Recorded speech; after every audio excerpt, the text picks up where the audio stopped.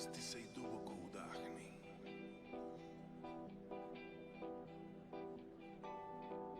Prepusti svoje tijelo ritmu.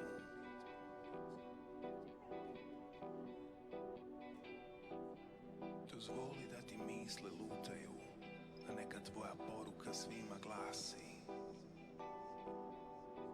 pustite me na miru. Pustite me. Neka ljutnja ostane iza tebe. Nek te opuzme ljepota ugode.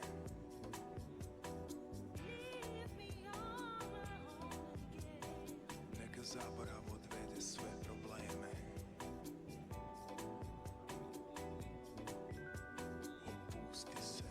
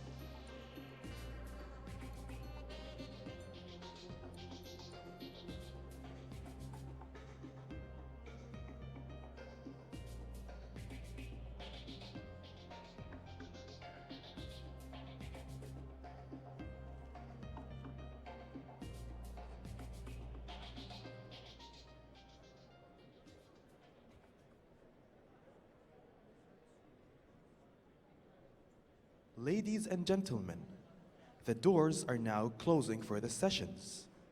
Please take your seats. حضرات السيدات والسادة، سوف تغلق الأبواب الآن للجلسات. الرجاء أخذ مقاعدكم.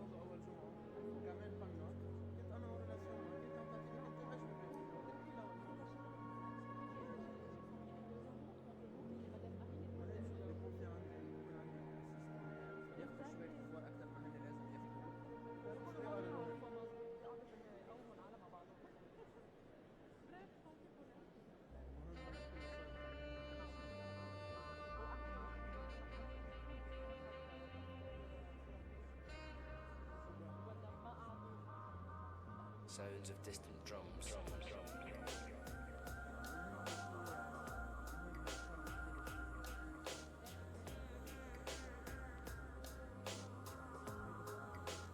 Colours of a new spectrum.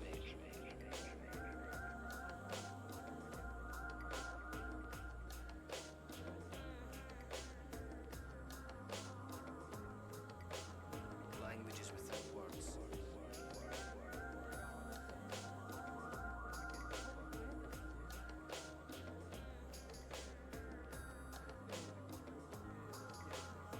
Waiting for the signal.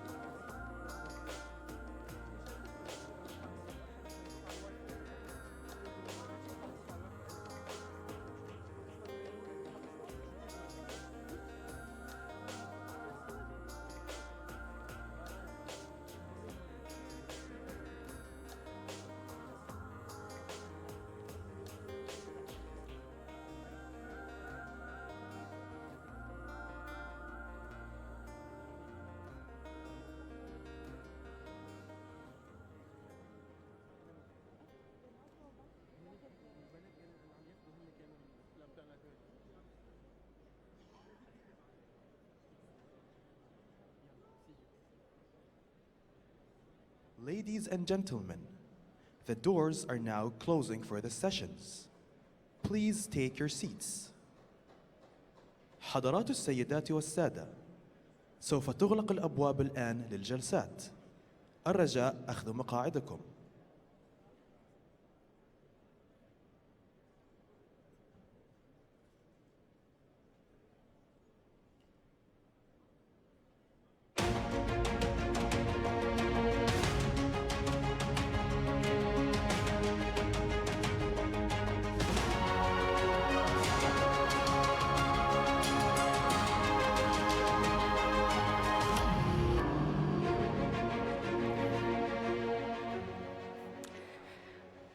Welcome back, ladies and gentlemen. Now, this final block of day one of the Doha Forum will feature newsmaker interviews and featured remarks. Now, his country has been in the news lately, but most of you might have overlooked it. Just last week, fossils from a titanosaur, a new species of an unknown dinosaur, were discovered in his country, but you probably know his country best for having given shelter, even granted citizenship, which has since been suspended, to a different kind of dinosaur, you might argue. Someone who is known to some as a hero of transparency, to others as a villain and a criminal for publishing state secrets.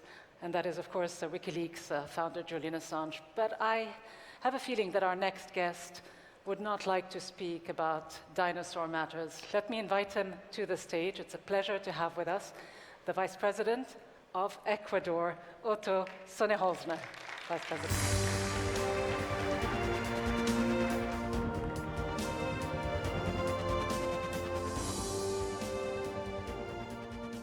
Thank you for the introduction, and we can speak about anything. Don't worry, it's fine. Good afternoon, everyone. And thank you for this opportunity to share some ideas with you. Most of us here were born in a different world, with planes full of smoke, or looking for a payphone somewhere to talk to your mom, right? This has changed. This has changed in a radical way. A video conference, facial recognition, or even a smartphone. It all seemed like looking something from science fiction only a few years ago. But reality is that today, even a farmer on a remote rural community in a developing country owns in his own pocket more technology and more communication power than maybe the NASA in the 80s. Nobody discusses that we are living a change of era, a new economic and social revolution. Massive migration, global warming, jobs that disappear, industries that need to adapt, education systems that become obsolete, and new ways of interaction between us. All these facts have also increased the lack of trust in governments. This may look like a crisis for many. It may feel like being trapped between an old and a new world. But we all know what crisis means. And the Japanese, they have known it for centuries. It is even a part of their language. They describe crisis with two words, with two signs: risk and opportunity. Great risk, of course, if you don't adapt and evolve. Just like Darwin saw it when he went to Ecuador, to the Galapagos Islands, almost 2 centuries ago. But also opportunities, like never seen before, for those who are willing to be one step forward. It is the natural selection theory, with the big difference that it is our responsibility that no one is left behind. This forum's topics are diplomacy, dialogue, and diversity. And let's start with the latter, with diversity. This is a diverse world. I mean, look at me. I am almost as diverse as you can get. I'm the president of Ecuador. I have a German name and an Arabic face. So I represent a country that holds 10% of the world's biodiversity in only 0.02% of its surface. And it is also home of many different cultures, languages, and ethnicities. But no matter how diverse we are, the challenges that our planet faces affect us all. That's why we must work together. And the only starting point will always be dialogue. For dialogue to get somewhere, we need to have an education that is up to date. Radicalism and dogmatism are barriers that will never allow dialogue between diverse people to succeed. We need to understand 3 principles of dialogue if we want dialogue to succeed. Radical is the enemy of rational, that to yield is not to lose, and that there are no small agreements, because any agreement is a starting point. So education, as always, plays a key role, but more important than ever before. First, we need to know that to indoctrinate is not to educate. Indoctrination is putting a student in a small dark box. Education, it's opening that box's windows and doors and giving him wings. Education today demands almost no memory training. We remember what we like. A lot of critical thinking, but most of all, problem-solving skills, or as we now call them, project-based learning. We need to reinforce education in values and also pride in our cultural heritage. A person with strong values and clear cultural identity is a person that will always be self-confident. And a self-confident person cannot be guided by propaganda or indoctrination. That's a person that is going to take and make the right decisions. And he's going also to be able to evaluate and adapt to changes. This is no scientific proven theory, but pragmatism brought to itself. I have seen it myself. You may all know that the world was shaken by violent protests, and recently we also had our share in Ecuador. After eliminating fuel subsidies, we faced violent protests. Some of the rural indigenous communities went into our capital, and for over a week, they chaotized the city. During this difficult time, I personally approached the protesters, trying to find answers. And so I went into the communities and started, in these modern times of social media and communication, started something that is complicated sometimes, but direct dialogues. These are communities in which, by investing in their development, we have achieved a reduction of poverty of 5% only this year. And the government's proposal as compensation for the elimination of fuel subsidies was an increase on direct money transfers and the reinforcement of the investment in this area's development. But the message did not come through. And when I asked them how this decision had affected them so much that they acted so violently against it, everything I heard just showed me more clearly what our next great challenge is, and it is communication. And I want to take a minute to go into this subject, because in the last few years, communication must be the area that has changed the most. I have a traditional media background. I was a radio broadcaster for over a decade. The evolution of communication has certainly brought us closer. No discussion there. It has achieved the unthinkable. Today, anyone owns, for a few $100s, a complete broadcast facility right here in the form of a smartphone. And it always can become an immediate media outlet. But this amazing tool that can be used for good can also do the opposite. Our biggest issue during this time of protest in Ecuador was fake news. It is the wealthy who benefit the most from fuel subsidies. This policy in Ecuador is over 45 years old, and it has cost us as a country over $100 billion. It makes no social, no environmental, and no economic sense. And those who defended it, those who wanted us to keep that policy, were the ones that had been the most affected by it. They own no cars, and they don't use fuel for their agricultural activities because they irrigate by gravity. So when I asked them, why were they on the street? What I heard the most was fake news. Fake news, what is this? These are pseudo-journalistic contents that try to appeal to our prejudices. People who use them study population psychology first, and then feed them with what they want to hear. In our case, all this news was related to one of the biggest difficulties we face in the region, Venezuelan migration.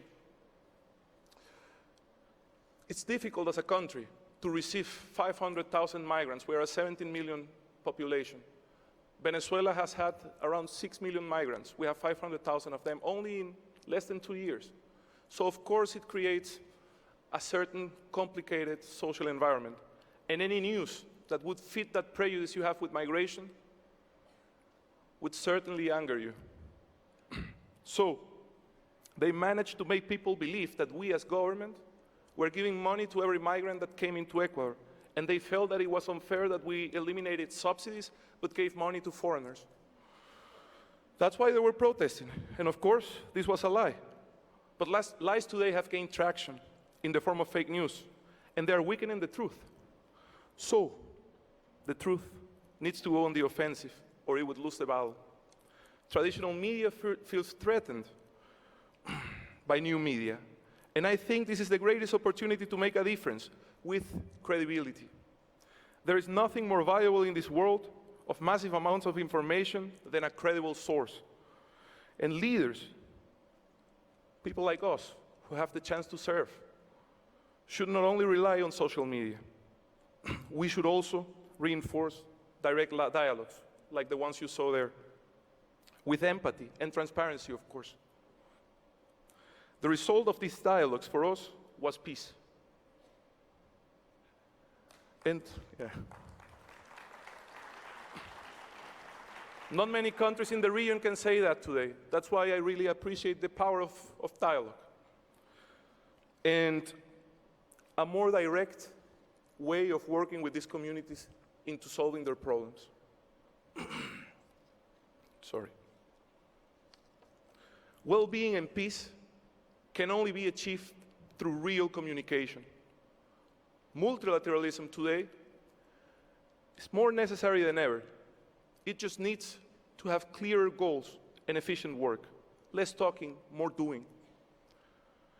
So what's the opportunity? We heard the risk. Today, developing countries have a giant opportunity. We all do.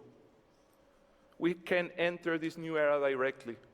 We can make a giant leap because the immense economic barriers that represented prior industrial revolutions, like a huge nuclear power plant, or even in business, an amazing but very expensive department store. These are all things of the past. That means with little effort, a lot of innovation, a lot of creativity, we can all join the future, the present actually. The necessary tools needed to be a part of this new era are accessible to almost anyone. Information about anything is available to anyone. If you want, you can learn a language or go to a great university without leaving your home. Using these tools to fight inequality inside and outside our countries, that's our major challenge. The opportunities are there for us, working together more than ever, using education and communication with the main purpose of leaving this world much better than we found it when we were born. Thank you very much.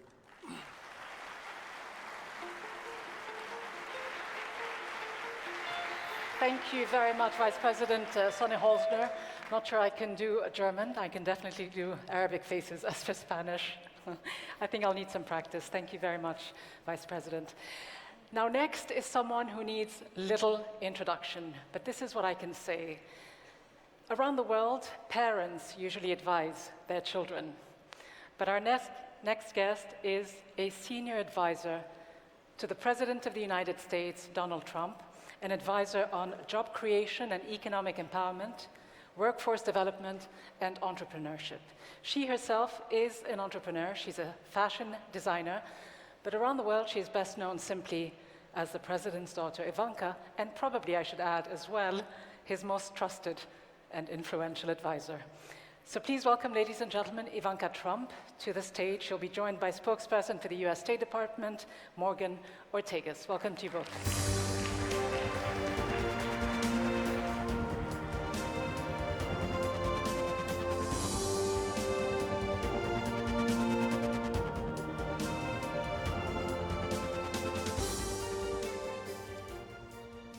Well, hello, Ms. Trump. How are you? So Hi, everyone. One of the greatest things that I've been able to do in my entire career is to help Ivanka launch WGDP, which she did at the Munich Security Conference earlier this year in February, and now you're here telling us more about it. One of the things that I love about what you're doing to help women around the world is that you have tied economic security, global stability, and countries' national security interest with how they treat women and how they educate women. Can you tell us more about how this affects economic and global stability? Thank you, Morgan. And it was amazing when we launched, and it's hard to imagine that it's coming up on a year now. But first of all, hello, everyone. It's great to be here in Doha, and has been a very productive few hours here in Qatar. I've very much enjoyed the panels that I was able to listen to prior. But to Morgan's point, WGDP was an all-of-government effort to coordinate the activities of the U.S. government as it pertains to women's economic empowerment in the developing world. So we have numerous well-intended and oftentimes well-executed programs across the globe, but there needed to be a coordinating function that would create cohesion and create a central mission. And obviously, development assistance, the goal of it is for it to no longer be necessary and for it to cease to exist. But all too often, development assistance becomes more of an entitlement, and recipient countries don't transition to self-reliance and ultimately to trading partners, which is the primary intention. And we believe that one of the core reasons why that transition doesn't happen is because women are oftentimes grossly underutilized in these societies. And women are oftentimes, as part of development assistance plans, really a footnote or an asterisk in the thought process on how to fully develop an economy. So WGDP sought to empower 50 million women by 2025 through 3 pillars. The first is vocational training and education. And this is specific to women acquiring the skills to be able to secure a job in their local economies, or taking the existing skills they have and fueling productivity through technology. And I've seen countless examples of where USAID or Peace Corps comes into a community and increases the productivity and therefore creates tremendous opportunity for families within that community. The second is increasing access to capital, mentorship, and networks for women entrepreneurs. Here in Qatar, we see a great example of entrepreneurship thriving, and women within that entrepreneurial ecosystem thriving as well. So this is incredibly important, both at home and around the world, particularly access to credit.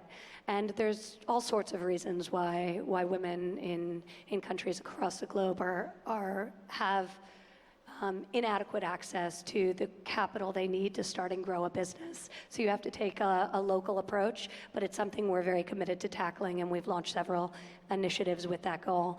And then the third, and I think this is probably the most important pillar of the initiative, is changing the laws and regulations that prohibit women from fully and freely participating in their local economies. So just to give you an example, in 104 countries around the world, 2.7 billion women are not able to work in the same industries as men, oftentimes the predominant industries in those countries. In 75 countries in the world, women are not allowed to own, manage, or inherit property. So there are countless obstacles that are in the path of women being able to realize their full potential and therefore help a society develop and flourish.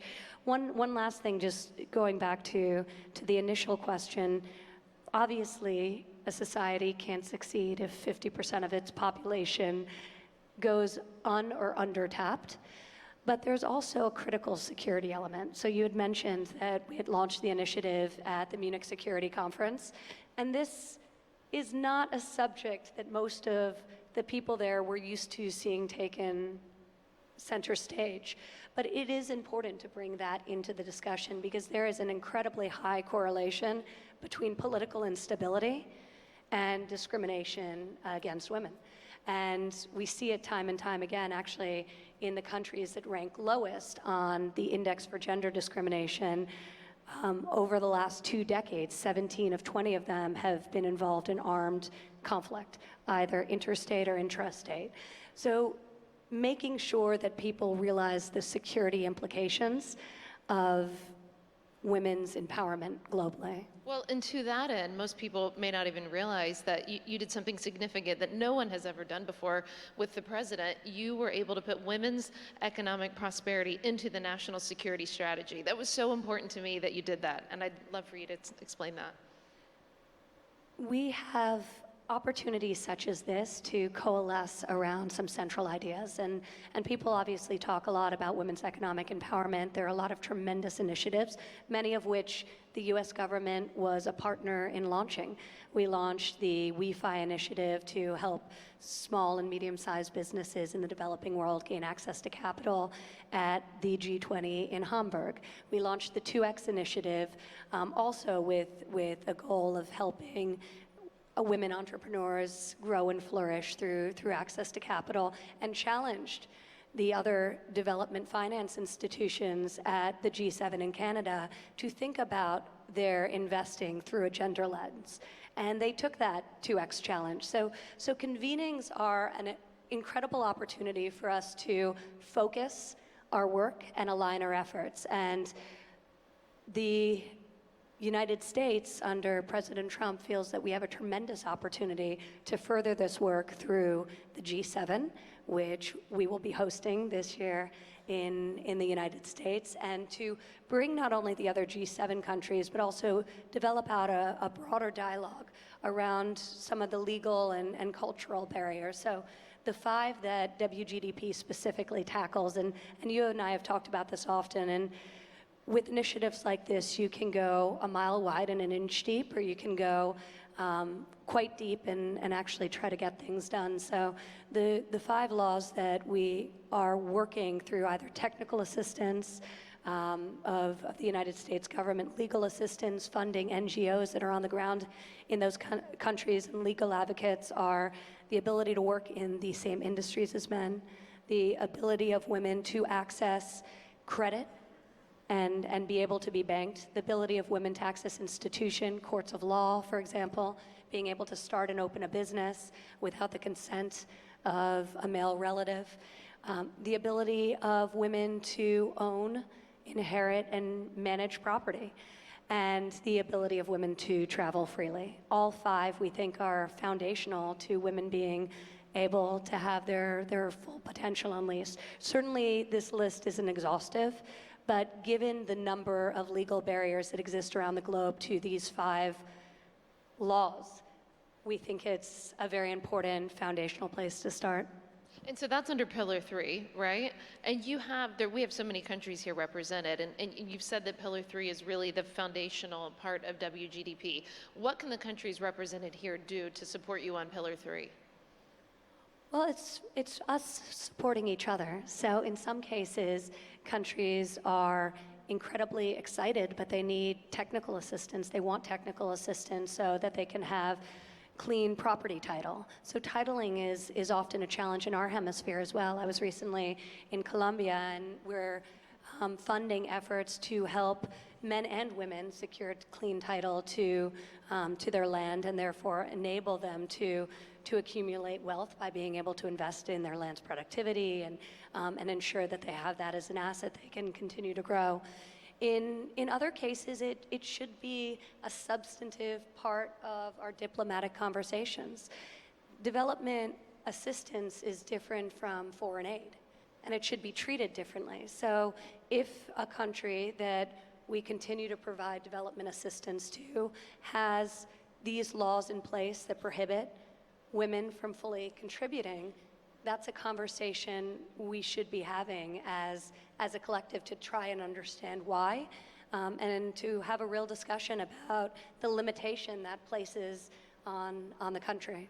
So speaking of travels, you've been in Morocco recently, and I believe that they made progress on land rights for women of their country. Can you tell us more about the trip and the highlights? And the Morocco trip was phenomenal, and MCC has been on the ground there for several years now, and has been so helpful in driving the ball on this initiative. And this is why it's important to have this all-of-government approach, because in some areas, Peace Corps has been in there for decades. In other areas, MCC is working on unlocking a compact and very integrated with the local governments in these regions. In my conversations with the King of Morocco and government leadership there, we had talked about the collective lands and the ambiguous ability of women to participate in the proceeds of those lands. So one of the things that we were incredibly excited about, and now is being fully implemented, is the clarification legally that women could benefit from the proceeds of that land, which is incredibly important to women in Morocco. It's very agricultural society, and the ability to own one's land and be able to leverage that land to accumulate capital is very important. So it was a great success, and it was the result of many months and years of working together and collaborating. So you just mentioned Colombia, and you also returned on a swing through Latin America with our Deputy Secretary of State, John Sullivan. Can you tell us about some of your impressions? And I think it'd be interesting to compare and contrast that swing versus your recent Morocco trip as well. The swing through Latin America was incredibly interesting. We were in Paraguay, in Argentina, and in Colombia, and we had a different deliverable and a different focal point of each visit. In Paraguay, we focused on vocational education and job training, really that technical assistance. It's the country that the Peace Corps has been in longer than any country in the world. So they have a real strong grassroots connection to Paraguay, which allowed us to hear from women deep in the rural communities about the unique challenges they had. And fund programs to assist them. In Argentina, we went to the north of Argentina and visited with some incredible women entrepreneurs that through our Pro Mejor program, we are helping fund. And they formed something similar to what I had seen in rural Côte d'Ivoire, which was collectives, where the women in communities would come together. They would pool their resources, and because of those pooled resources, they were able to secure a loan and then they would each vouch for one another. So monthly or quarterly, they would go and they would make their payments, and if any one of them was short, somebody else would step in and backfill that loan. And it was an incredible thing to see the tightness of the community that existed and the scale to which that program had grown throughout the rural areas of Argentina. So there's a lot of promise in that on a more micro sense. In Colombia, we worked on two major initiatives. The first is the United States government was the first country in the world to sign into law under President Trump a formal women, peace, and security piece of legislation to mandate that women are at the table in conflict negotiation and mediation. We know empirically that when women are involved in negotiations, the likelihood that peace sustains itself for longer than 15 years increases by 35%. So there's countless amounts of data and research that show that women should be represented in conflict resolution and negotiation, and the United States followed the UN through their resolution that's was put into place on women, peace, and security 25 years ago to pass a law to that effect. So we created a partnership with Colombia. We have a deep relationship from a security standpoint and from a defense standpoint and cooperation standpoint. So we created a women, peace, and security strategy with Colombia. We also launched OPEC 2X for Latin America, which doubled what we had launched at some of the Americas in Peru. So $1 billion in our hemisphere committed to female entrepreneurs. So each country brings unique opportunities and unique challenges. In Colombia, for example, while I was there, the president signed the equivalent of an executive order requiring that women cannot be discriminated against when securing credit. So that was new, but for the most part in Colombia, their laws are quite strong. The challenge is implementation of those laws when you get out of the cities and into the more rural communities. And we see that across the globe, that even when the laws are in place, the implementation of those laws and the knowledge of one's rights, when you get into communities that are further and further removed from the city center, that awareness really diminishes. So a lot of the work we're doing is to help on the implementation of existing laws as well. So speaking of entrepreneurs, you're doing so much work with so many governments around the world, but I know the private sector also plays a key role in WGDP. What can everyone here that's representing the private sector do? Well, I think first and foremost, align around the central mission and the goal of what we're trying to accomplish. And every initiative that I've worked on in this administration, probably colored by the fact that I came from this private sector, and I'm a true believer that that's where innovation happens. Government can scale best practices and can help expand upon them, but innovation happens at a local level and is driven by the private sector. So it's incredibly important to have private sector partners along each of these three pillars. In the 2X example in our Western Hemisphere, it was Citibank who put up $500 million to match OPEC's $500 million to enable women entrepreneurs to secure credit. We've partnered with companies ranging from Walmart to MasterCard and beyond on Pillar 1 and Pillar 3. I think one of the challenges with a lot of the programs, especially around vocational education, which every country is focused on. But in America, we're very focused on job training and vocational education across the board to help people just starting out in their career and mid to late career workers realize their full potential. But if you don't have a private sector partner to help implement those programs, they seldom work. So we see in our own government that the government-led job training programs are oftentimes failure. It's when you have the government, particularly state and local, teamed with an academic institution and an employer that you start to see a cycle that works and you start to see real results, because ultimately the training is driven by the demand. So a lot of the countries that we're entering, we're not standing up vocational or training programs unless we have a private sector partner who wants to employ the people we're training in that market. So it's absolutely critical to the success of all of these programs. Well, it is sadly time for my last question already. And I know I embarrass Ivanka when I do this, but I always brag on her wherever we go around the world to do this, because she spends so much of her time and her effort and her agency. She could be doing anything.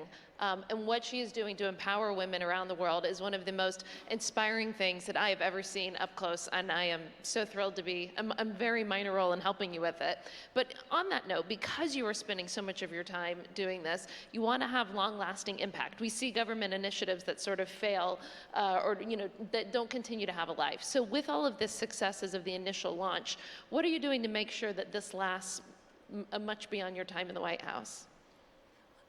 Well, it's a very good point. Oftentimes, well-designed programs collapse onto themselves or are redundant of existing ones. We spent roughly 2 years engaged with over 200 stakeholders from the NGO community, bipartisan lawmakers, developing something that was unique, that would resonate, and that had tremendous buy-in prior to launch. So that's why we waited until last year to launch the initiative. We also ensured through the president establishing WGDP through a national security presidential memorandum that 14 different federal agencies were at the table and aligned with us in our efforts across these 3 pillars to drive outcome, measurable outcome, and ultimately success. But the way I think about it is a program or initiative should not last unless it's so good that people don't want to see it go away. And our hope with this is because of the rigorous metrics we're attaching to success, because of the focus that we've put into crafting each of the initiatives under each of the different pillars, that it will be a great example of development assistance done right. Great. Thank you. Thank you. Thank you, Morgan.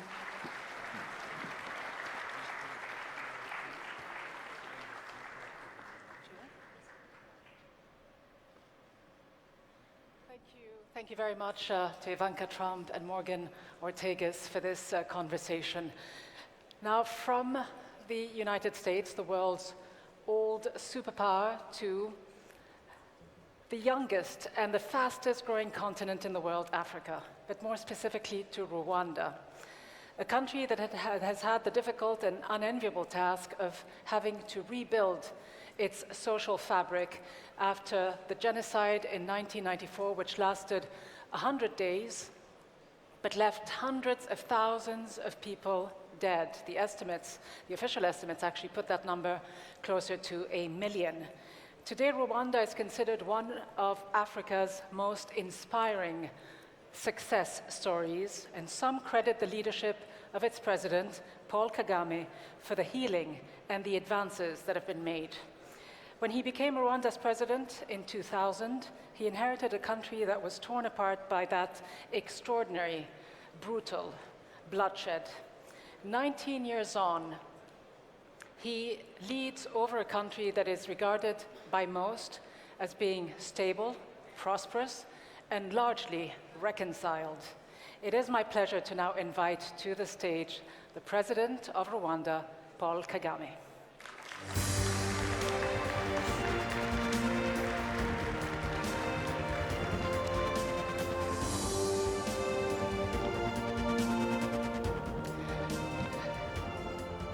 And I get to have a seat as well. A pleasure to be with you, President Kagame. My eye is on the clock. As you can see, I've already used up a few seconds, so we have 19 minutes for this interview. Now, I know how I will be feeling after those 19 minutes. I'll probably be quite tired. My question to you is, how do you feel? Aren't you tired after 19 years at the helm of your country? And before you answer, let me just say I'd ask the same question to Queen Elizabeth, if I could. All right.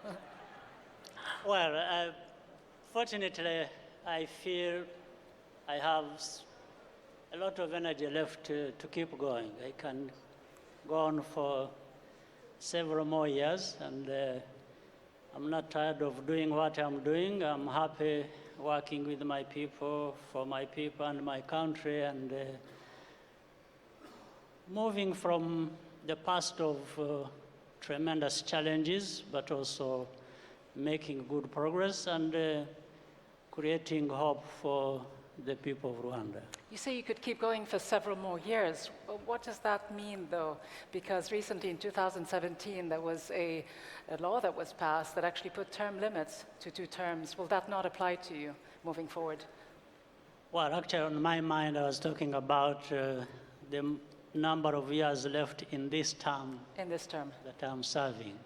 But then let me ask you this, because yes, you are a charismatic, popular leader who, as I say, many people regard as having done quite important work in your country. Socioeconomically, I believe the economic growth per year is something to the tune of 7-8%. Some would consider this mission accomplished. Is it for you? No, it's never mission accomplished as far as we are concerned. It's a work in progress. Dealing with one challenge and after that having to deal with another, or dealing with many challenges simultaneously. So it's never that people feel satisfied that they have reached the point where they want to be. In fact, Africa, Rwanda being really a microcosm of everything African, we find there is a lot to do, there is a lot that has been achieved, but we have to keep working hard, and because we understand what the problem is that is in my country or anywhere else that affects us. But what is the main problem? Is it that there's still much work to be done to really heal the social fabric? I mean, I know your official mantra is we are all Rwandans now. You've gone as far as to ban any mention, any discussion, public discussion in Rwanda about ethnic diversity. So it is seen as criminally divisionist to use labels like Hutu and Tutsi. I mean, could this backfire? Does this actually help? Look, we have a number of problems all put together. They create a huge problem to deal with. One is history. My country has a problem of history, a problem of geography, a problem of politics. We have to deal with all that. Now, history and politics, in my case, has come together. These two have come together. Yes, we had genocide in Rwanda. We lost 1 million people. The Rwandans killing other Rwandans. And of course, there were many foreign actors and factors involved, but I don't spend much time on that. I just talk about what our responsibility is, because in the end, when we come to rebuilding our country, we don't blame others, we just look up to ourselves to be able to pick the pieces and move forward. So it was politics of division that made some people in my country look at themselves different, being different from the others. And it did not stop there.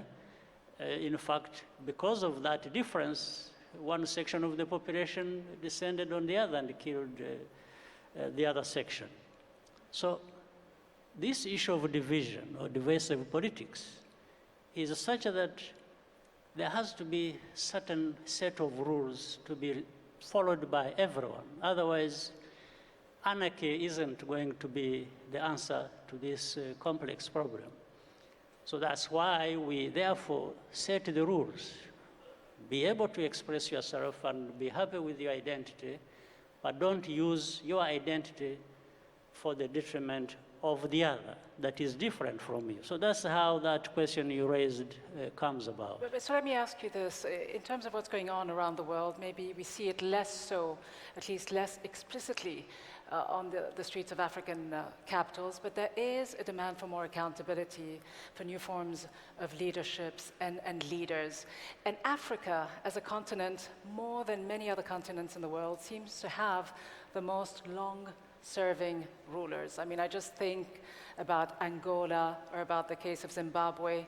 You had heads of states who spent 37 and 38 years in power. Sudan, a good 3 decades.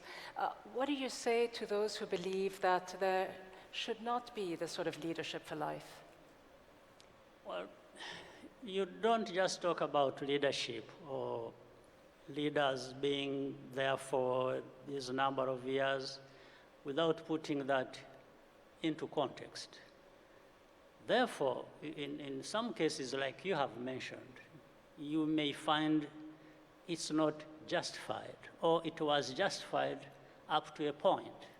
Then change that would have been necessary should have happened.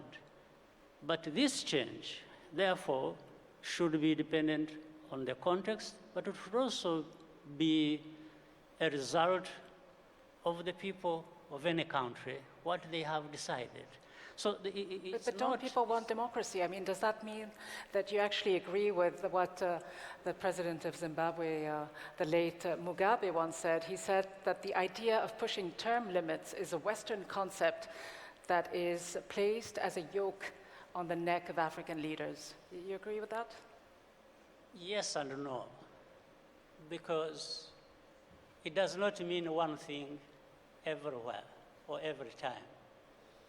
Because this is why I'm saying time is not an end in itself. When you say a leader has served for this long, that should not explain everything, but it is part of what you may explain dependent on the context and the choice of the people of any country. So now, when you talk about, let's say, when you talk about the Western values or prescriptions which they have been throwing around to other people, sometimes they don't apply in their own places. So this is what I'm saying. It's not just one thing that is put there and it explains everything. But you don't have leaders who spent 3 decades in power, and you don't have elections that result in 98 or 90% of the vote, which you had, President Kagame. You know the reason? You were elected for a 3rd term in 2017 The reason by is this that overwhelming majority the reason of the vote. is that we are not the West. But what does it tell you about the kind of system that is in place? You see, this is what I'm saying. If you want to measure everything against the Western value system, that's what you are suggesting. And I'm suggesting that the Western system doesn't provide every solution to everything. Other people, other places, other countries have their value systems as well, and they are answerable to their own people. So it doesn't matter that, and I'm saying, I'm not trying to explain away some of the wrongs some leaders or whatever you call them, Africans, have done. No, I'm not trying to explain that. But I'm saying don't pick one thing and think that it answers or it speaks to every problem about the Africans. Well, in fact, some people may spend a longer time in one place and it is justified. Others may spend the same time and it is not justified. So that's why I'm talking about the context. That's why I'm talking about, is it really the choice of the people of this country? Sometimes leaders make it look like it is the choice of the people of the country when it is not. All right. But where it is, then it should be respected. Well, you're saying that democracy then is not one size fits all, and it's relative. Not. But I do want to move to Absolutely not. Because I think even the West that you referred to, recently we have seen that it doesn't mean that. Absolutely. Some of the things they have been preaching, and I said, which sometimes they don't practice. In other times, when it has happened, we've seen how it is backfiring on some of the... You have specific examples? Well, too long to list. I can say it generally. One, in some places they have chosen leaders, and then they start complaining about those leaders. So why would you complain about your leader that has come about because of your system of democracy? Sure. That means you have a problem with your own system. Well, they get voted out, though, don't they? But President Kagame, you've criticized fellow African leaders for seeking photo opportunities in Western capitals and recognition in general by the West. But you yourself are quite often seen as the darling of the West, if I can use that term. How do you view this? Well, I haven't been seeking to be anybody's darling. If anybody wants to make me their darling, that's their business. All right. But I've been seeking partnership. I want to work with the people, whether they are Africans or outside of Africa. I'm very much for cooperation. What I don't like is dictates that come from some parts of the world to Africa or to Rwanda. That one, you will have a problem with me, no doubt about it. Okay, well, you talk about seeking partnerships, and Rwanda is certainly seeking partnerships and is quite open for business with Western corporations, Israeli corporations, all sorts of corporations that are in fact exploiting some of the country's natural resources. And I'm thinking more specifically about the rare earth metal, coltan, that Rwanda has about 50% of the world's production. And this is a metal that without, we wouldn't be able to see as many cell phones and computers being produced. Do you think you might actually turn into not so much of a darling of the West if you actually decided to limit your production or closed off the access to some of these companies one day? I wish I had more than just coltan, many other things. I wouldn't use them to pressure people into doing certain things certain ways for me or for others. I would still be looking to achieve a fair and justified cooperation where everyone gains. So that's what I would do. But we have it. We are happy to be having it.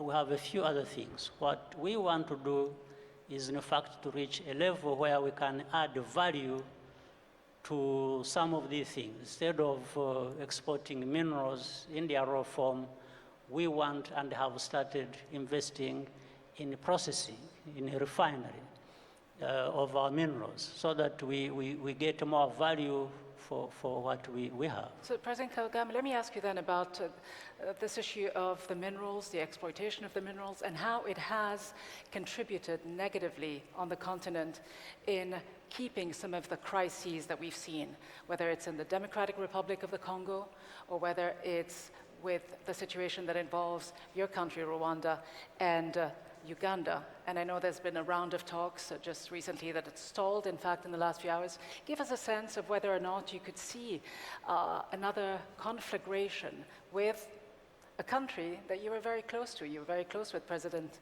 Museveni a few years ago. And how do you see the situation in DRC and the prospects for peace and stabilization? With the DRC, I think there is great progress with the new leadership. The leadership seems to be more open to cooperation with within the region, working with the neighbors and beyond. There has been very good progress on that, better than it was before the new president came in.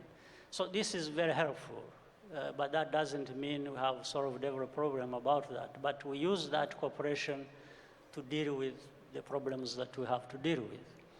Yes, between Rwanda and Uganda, it's like a quarrel in the family.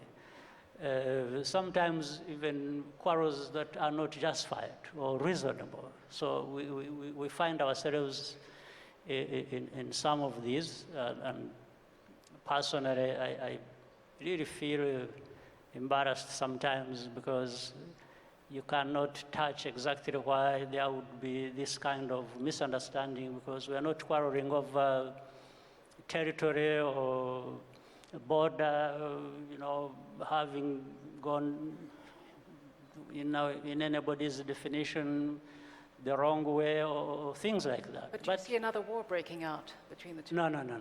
I don't think. At least we are still more reasonable than to be able to do that. So we talk things out. There have been discussions going on. I think any problem can be discussed and resolved, and that's where we are headed, in my view.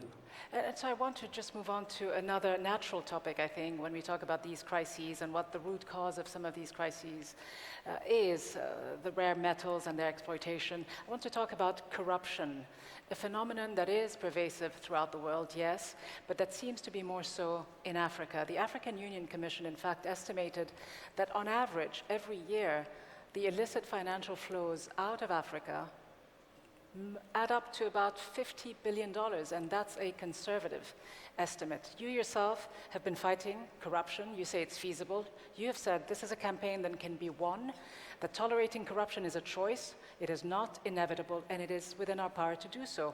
But can you really root out corruption at the systemic level? It's possible. For example, we have started with our own country. We have tried to put systems in place, institutions, but also carried out education throughout different levels of our society to understand the implications of allowing corruption to be rooted in our society. And we have encouraged openness to talk about it. We have had whistleblowers, so in other words, introduce a couple of things, transparency, accountability, and we have seen levels really come down of corruption in my own country. And this is what we discuss with the neighbors and others on our continent. We can deal with this problem. And already we know the dangers involved. We've seen that it is, so it's a mindset problem. If people don't want corruption and want to fight it, corruption will be reduced to the most minimum. So you don't believe that it is also a cultural issue that has permeated some of the more local aspects of everyday life? And I know, just to put it in context, you say you've done quite a bit, and Transparency International actually ranks Rwanda the fourth least corrupt African country, and you yourself have taken measures to reduce corruption by putting, for example, government services online as a way to reduce the bribes that are given and taken. But do you think this will actually, root out corruption? How long would it take? It will root out corruption, not only in Rwanda, even with others who want to root out corruption in their places or continent-wide. And this is why I'm saying it's nothing like, it is not cultural, it's not anything. It's only that it has gone on for too long, and people have sort of made it a way of life without consequences, or at least they don't see the consequences, otherwise the consequences are always there. So, and by the way, the $50 billion that leave our continent and go somewhere else, you understand it's not just Africans involved. It's also those people where the money actually goes. So corruption is not African at all. It's a global problem, as you rightly said. But there has been more of it practiced. And many, because of different factors, including lack of governance, proper governance structures in place.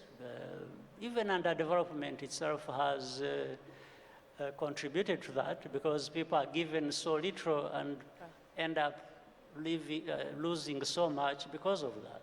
So you're saying a certain level of complicity, Yes. if I read you correctly, within Western capitals, I imagine. But does this... Even without African, the Western capitals, I think within capitals of the West there is corruption. Okay, so let me ask you very, very briefly, if I could, about this new, very ambitious project that the Africans have embarked on, the intra-African common market. How realistic is it? And how worried are you that there may be eventually some invisible hands that may want to thwart this sort of project? We're already seeing good progress. African countries coming together to create this African free trade area that has come into being. We are going to see trading happen by July next year. A number of countries, we have seen out of 54 countries, 55, we have already gone beyond 30 and beyond who have ratified, and it's going to happen because people understand the benefits, we've seen the benefits, and I think it's going to happen. My last question, President Kagame, and I suppose it's never too early to ask, but will you be seeking a fourth term in office? I don't know yet, but most likely, no. Most likely not. No. But not a definitive not. No, when I say most likely, it is. I don't know. I always want to not lock myself into anything. I want to have some breathing space. But I think, given the way things are or have been in the past, and it depends on two things, but I think I've made my mind on where I'm concerned personally that it's not going to happen the next time. All right, and so my very, very last question, will you sit down with me again and allow me to ask this question again? Yes, anytime I'm happy to answer any question. So when you're available, let's have another discussion. All right, that sounds good. Everyone is my witness. Thank you very much indeed, President Paul Kagame. Thank you very much. Thank you so much. Thank you to the President of Rwanda, Paul Kagame, for this conversation. Our next session of the day is a Newsmaker interview with someone who is known for his political statements and sometimes even for his feisty and colorful pronouncements. He is a senior U.S. Senator from South Carolina. He is the chair of the Senate Committee on the Judiciary. And with so much going on right now back in Washington within the U.S. Congress, it's a pleasure to have him here at the forum. He is one of the top U.S. Republican senators, but I am being told to just keep the suspense going. All right, well, a change of plan. Next, I'm being told, is Thabo Kono, but I'm not quite sure. Well, here we are. So please welcome to the stage. Please welcome the Defense Minister of Japan, and we will get to what I was just suggesting after that. We'll eventually get there. Thanks very much.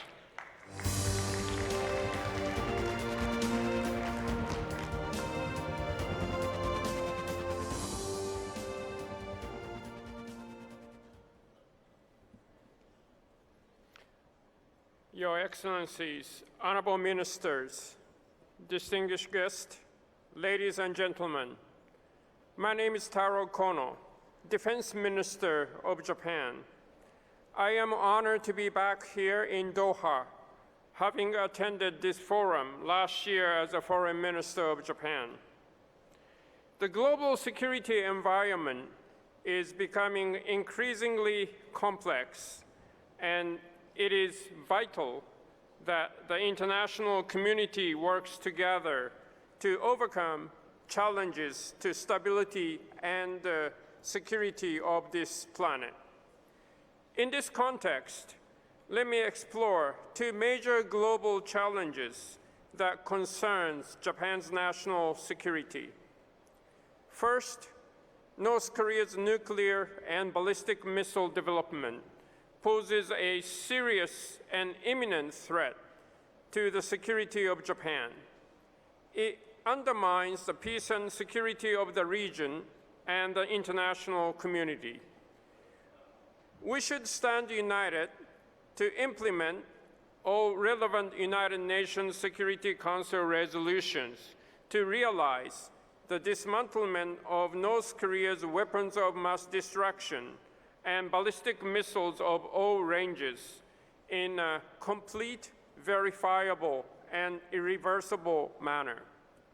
Japan is working closely with partner countries to enforce the ban on illegal ship-to-ship transfer by North Korean ships. In particular, Japan is playing a leading role in information gathering activities against the vessels suspected of violating multiple Security Council resolutions. Second, China is engaging in unilateral and coercive attempts to alter the status quo based on its own assertions that are incompatible with existing international order.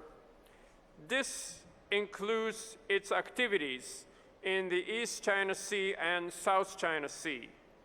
We are also concerned about China's rapid enhancement of its military power without transparency, including its nuclear and missile capabilities. China's national defense budget has increased 48-fold in the last 30 years, and the past decade alone, it increased approximately 2.5 times. It is important to reinforce disarmament and arms control efforts in the international community. The INF Treaty has been terminated, but I would say an advanced disarmament and arms control regime must be re-established soon. I hope countries concerned, including the United States, Russia, and China, will be adequately involved in the efforts towards establishing the armed control regime for nuclear and missiles. The international community needs to work closely to counter challenges to stability and security and reinforce the existing international order. Key term here is the rule of law. The rule of law, which is of the critical importance to global stability and security, is a value shared by the international community, including China. If a country seeks to solve strategic issues within the international law, that country must respect the basic principles that uphold the existing international order. Attempts to expand one's sphere of influence beyond its borders by force must be addressed, and the aggressors must be forced to pay the cost. We, the international community, need to stand together to uphold the rule of law. Japan has committed its national resources to maintaining and building a free and fair international order based on the rule of law. It is a mission of a maritime nation to work together with like-minded countries in securing a free and open maritime order. Japan's Ministry of Defense is promoting the vision of a free and open Indo-Pacific with countries that share the same universal values and security interests. We are achieving this task with various defense policy tools, including joint exercises, capacity building, and defense equipment and technology cooperation. We are focused on providing hand-in-hand cooperation in a Japanese manner, which gives consideration to the unique circumstances of regional-based engagement. Last month, on the occasion of the ASEAN Defense Ministers Meeting Plus in Bangkok, I announced Vientiane Vision 2.0 as Japan's defense cooperation initiative with ASEAN. This is an updated initiative that enhances our commitment to multilateral security cooperation with ASEAN countries based on the vision of a free and open Indo-Pacific. Our initiative focuses on ensuring the rule of law, strengthening maritime security, and assisting ASEAN's organizational response to regional challenges. Japan has assumed responsibilities within the international community that are in line with our economic development. This was made possible by the creation of Japan's middle-class population, which supported the advancement of our democracy. We believe if an economy grows, then the middle class it has created will want to have democracy in the next step. We still believe in that, and that's why Japan has provided so much assistance to the countries in Asia and other regions. But recently, compared to the economic growth, the democracy has stagnated. I still believe real democracy and real market economy. And if a country grows economy according to the real capitalism, the middle class people still want a democracy in the next step. But if a country grows in a state capitalism, if the source of your growth is how close you are to the government, then the people will not want democracy. Why would you want to destroy your base with free election that might lead to the change of the government? So we need to be very aware of the threat coming from the state capitalism. We need to stand united to develop market economy and the capitalism. I came here at the Doha Forum to demonstrate our commitment to promoting multilateral security cooperation and establishing a common approach for the regional security issues. As Defense Minister, I plan to actively engage in building mutual trust and promoting security cooperation with partner nations in order for Japan to contribute to stability and security in line with its role as responsible member of the international community. Thank you very much.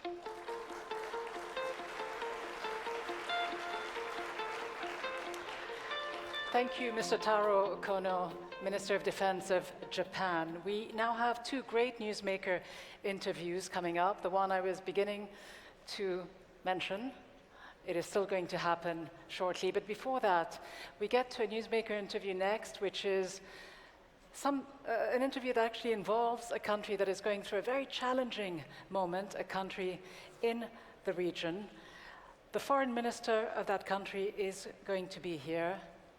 Lebanon going through its own revolutionary moment. Please welcome to the stage the Foreign Minister of Lebanon, Gibran Bassil. He will be introduced and, in fact, interviewed by Al Jazeera English anchor Dareen Abu Ghida. Welcome.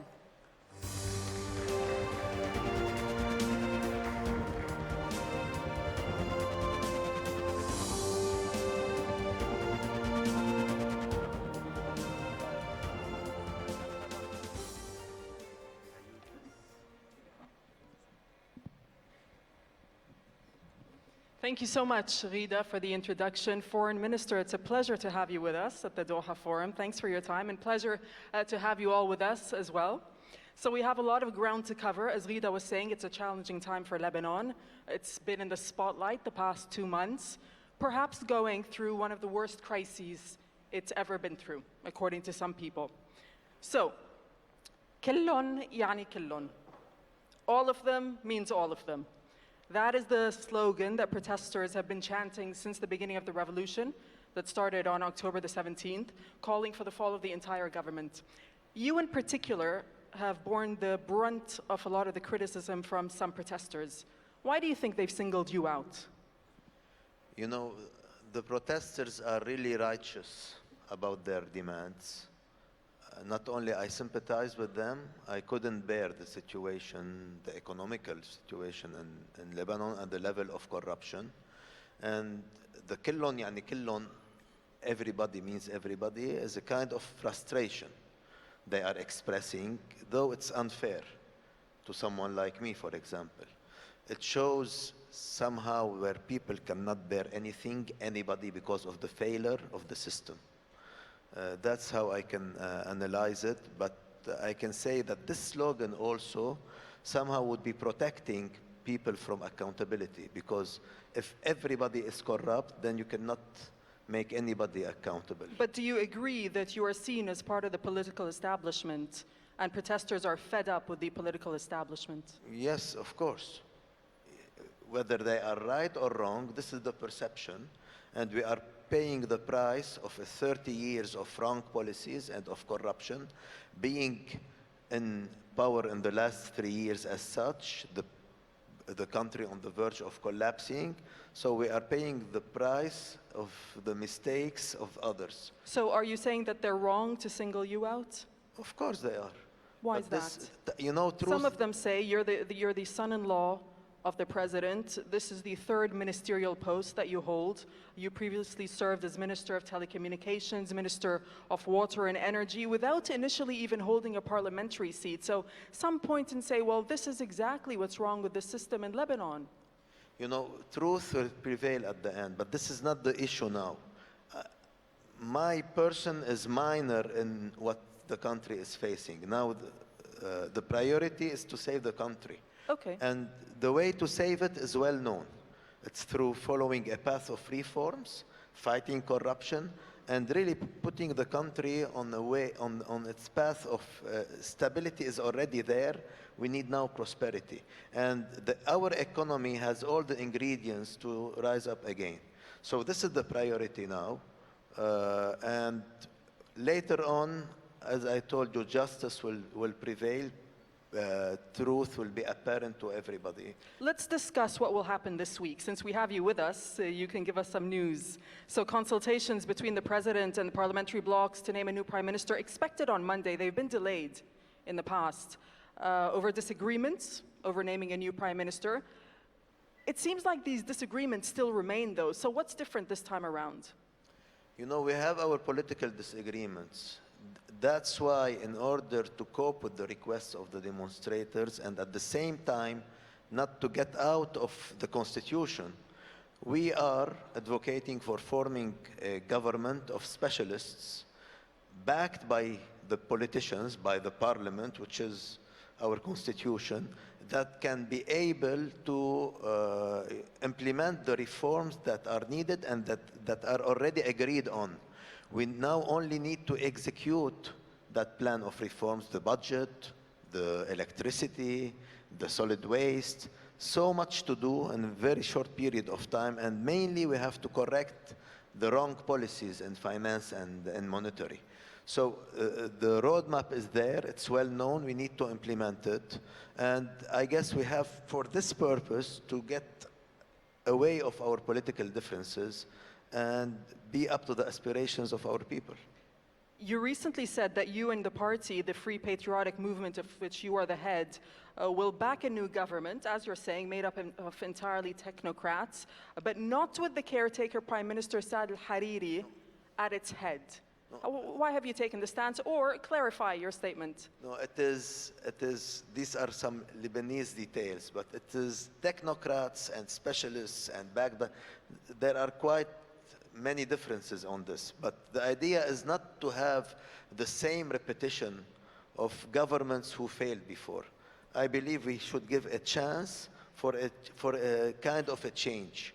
And this is what I meant by not having the ex-Prime Minister Hariri in place, or we don't mind, then we will be out and we facilitate the formation of such a government. What is important now is to have an efficient government who will succeed. You know, this is the priority.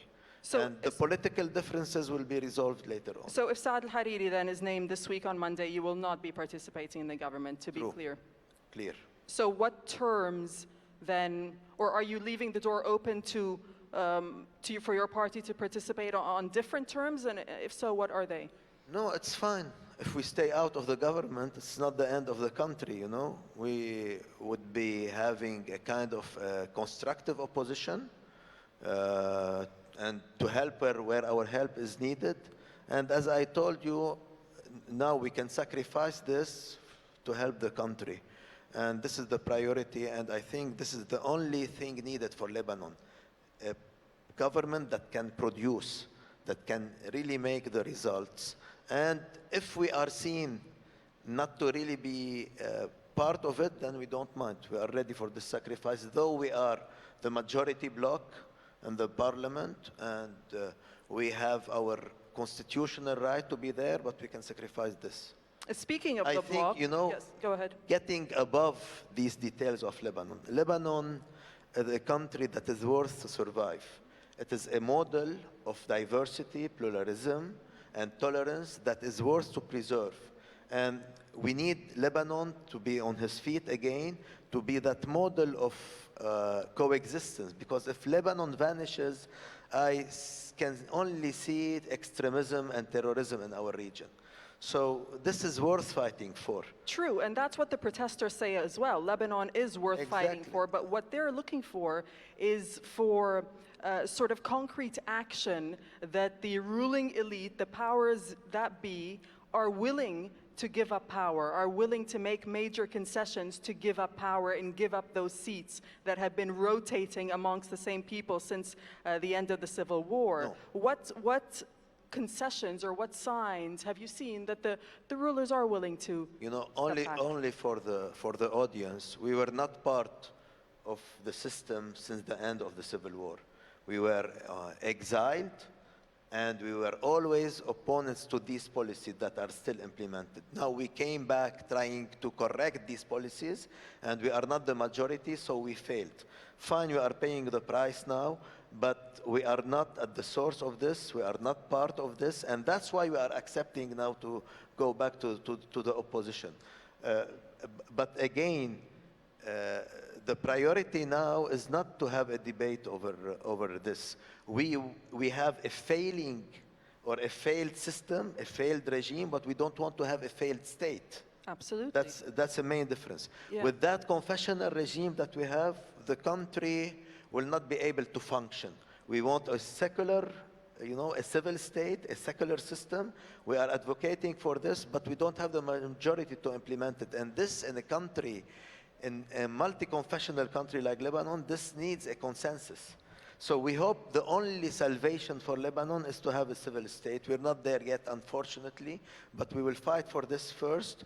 We will fight against corruption, which is a cancer that is devastating the institutions of the state. And, with corruption, equality and justice cannot prevail. We need equality in our society and justice to prevail. Allow me on the issue of corruption, because this is something that we've heard from you before. You campaigned on a promise to deliver reform, to fight anti-corruption, to fight sectarianism. Transparency International's Global Corruption Perceptions Index says this: Lebanon ranks 138th out of 180 countries when it comes to corruption. Corruption, it says, permeates all levels of society in Lebanon, with political parties, parliament, and the police perceived as the most corrupt. So what concrete achievements can you point to yourself when it comes to fighting corruption that you've pledged to do? It is totally true, and that's why we are on the verge of collapsing, and that's why we are paying the price politically for this failure. What we are doing is that we already presented our bloc a series of laws, of anti-corruption laws that can immediately put people under accountability and make them return the dilapidated money from the country. I hope that the political class, but most important that the peoples in the street would help us to put the needed pressure on the parliament to pass these laws, because these laws, if they pass, we can right away put people under accountability. That's the problem that many Lebanese say, is that these discussions take place and there are a series of reforms that are talked about and discussed, but they're not really passed. These laws are not passed. This is why how we can you have ensure an that it's going to exceptional, happen? now with the people rising, we have an exceptional opportunity to pass these laws. I believe this is the priority, because on a political agenda, the Lebanese will disagree. What is uniting them this time is the need to fight the corruption and the need to have new policies in economy. We need to have a productive economy. Okay, this is what made our country, despite the richness in its private sector and its people and its natural resources, we are going bankrupt because of corruption. And this is what's uniting us despite our political and religious differences. Right. So we should seize that opportunities and unite all together. And that's why we are sacrificing our seats in the government, because we think that the unity of the people on anti-corruption is a golden opportunity that we should not miss. one more question before we turn to foreign policy, actually. On Lebanon specifically, when you were Minister of Energy and Water, you promised the Lebanese 24 hours electricity by 2015. That deadline has not happened. It's passed. It's nearly 5 years later. Anyone that goes to Lebanon knows that there are severe electricity cuts no matter where in the country you are. So why have your promises failed to restore electricity? You know, actually, it's a shame for a country like Lebanon not to have electricity. But I was modestly the first Minister of Energy who put a plan, a whole plan, not only for electricity, but for all the energy sector in Lebanon. And we passed it, but because of corruption, it was stopped. Because of corruption, that plan stopped, and the power plants that were supposed to be built were not paid by the state, and so the contractors didn't complete their work. Okay. And another factor driving the protest actually is frustration, as you know, with the sectarian system, which generates corruption, like you're talking about, and a gridlock. And people say it enables politicians to work for the benefit of their sects and their people rather than the benefit of their country. Some protesters now are calling for a dismantling of the sectarian system. First of all, do you agree with that? And secondly, how do you begin to dismantle a sectarian system in a country like Lebanon where it's so deeply embedded? You know, I totally agree, but I have to admit that it's a long process because it's built on the education of the people. It's a cultural process. If people don't have it in their spirit, you know, you cannot have it on papers only. And I believe that we are still the minority asking for this major change in a country like Lebanon. And this is, as I said, our salvation. Even it's the salvation of the Christians for whom I fight to get back their rights in the confessional system. I think this is the way to protect all confessions in Lebanon and to make people equal, citizens equal in front of law. Now we have the law of the powerful. We don't have the power of the law in our country, and this is what can make people really equal in front of the law. This is our salvation. Okay, let's turn to foreign policy and relations. We have a few minutes remaining. A former U.S. ambassador to Lebanon spelled out U.S. interests during a recent congressional testimony. He was saying this, that these protests fortunately coincide with U.S. interests against Hezbollah. And he urged stepped-up American intervention, emphasizing the value of domestic initiative combined with external support. This is a quotation. What is your response to that? You know, I believe that it's not very wise if this is true. Not what he said, but if this is the policy. Right. You know, in order to... But we know what the U.S. policy is against Hezbollah, which is your ally. But, you know, it's to sanction a group of people, you know, or a part of the population. You end up sanctioning all of the population and all of the country. You know, I don't think this is beneficial to the target one is aiming to. You know, this morning, Dr. Mahathir said he is against the sanctions because I believe they put people and countries in isolation, where Lebanon can only live in interaction. You know, Lebanon can bridge the differences. By nature, it is a country of equilibrium who can bridge between East and West, between Islam and Christianity, and isolating Lebanon or a group of Lebanese inside Lebanon is only a recipe for war or conflict. We need a positive competition in our region because, frankly, confrontation, not competition, confrontation can lead only to extremism in a region full of, you know, fanatism. And this is leading to terrorism in the region, and this is not helpful. This is the anti-model of Lebanon. And this is killing Lebanon. So we don't want to encourage, out of frustration, out of the unresolved Palestinian-Israeli crisis, we don't want to push people into more violence. This is not helpful. And this has proven not to be helpful. Look at Syria, look at Iraq.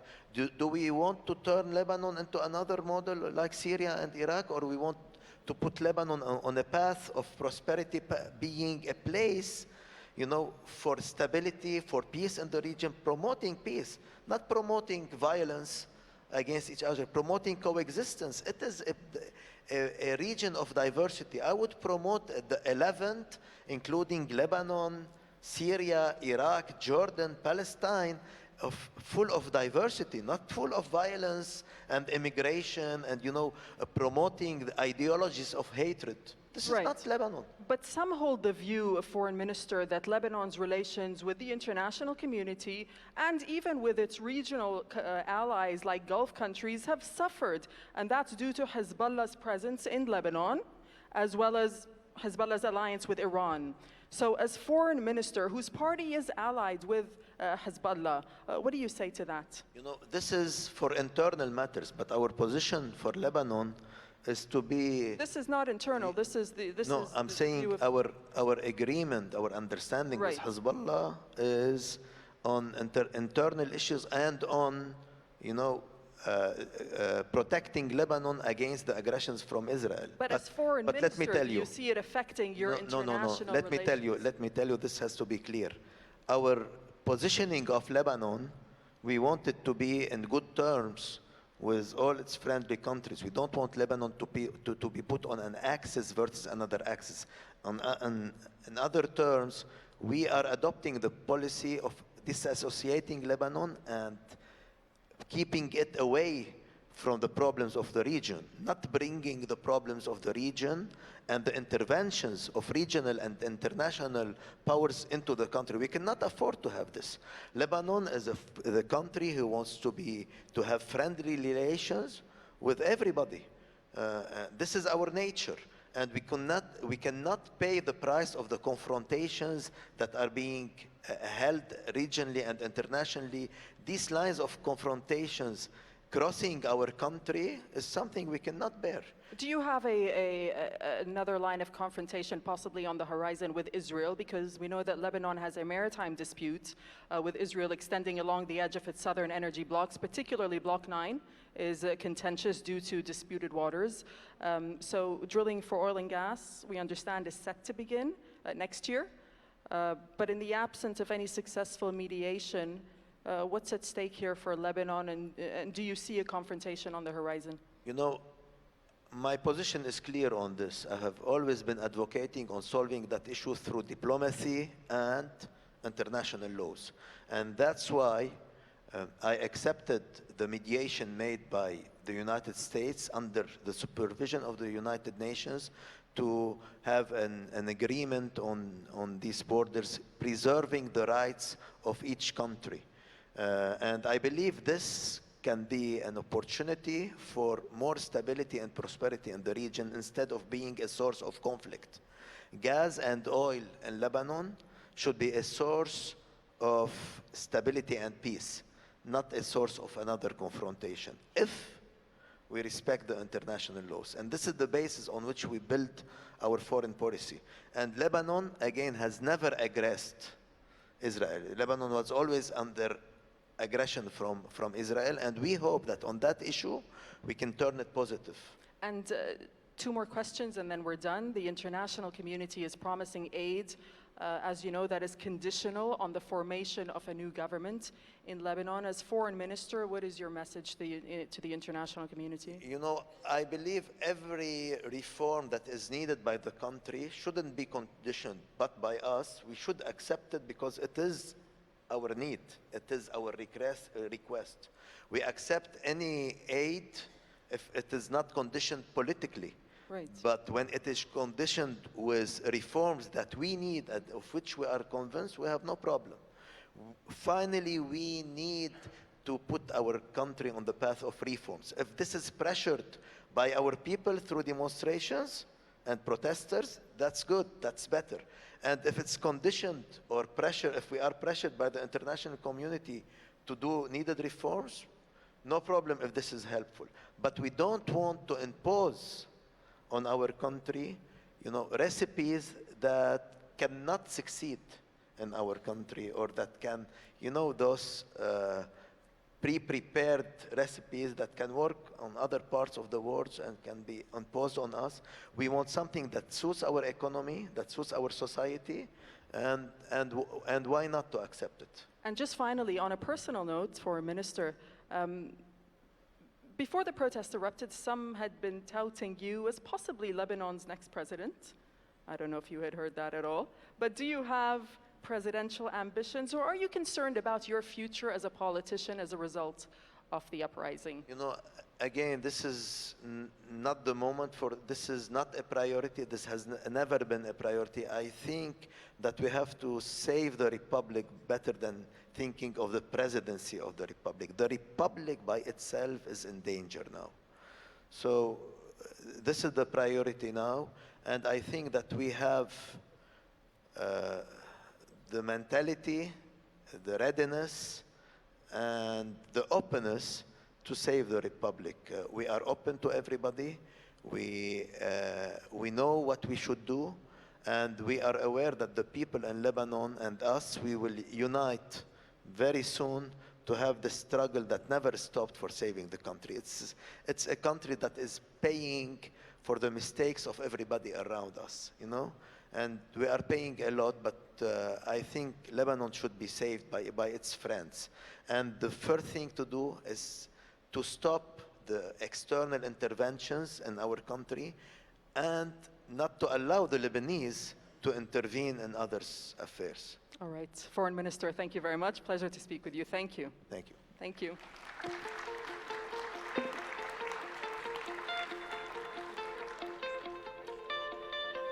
Thank you very much, Darine. Thank you, Foreign Minister Gibran Bassil, for this interview and these comments, which I'm sure will be followed very keenly across Lebanon, which is going through a rather challenging moment. Now, on to our final session of the day, and I know you've had to wait for this one. I almost thought that our guest was missing in action, but I see him. He's in the house. Our next speaker is a senior U.S. Senator from South Carolina.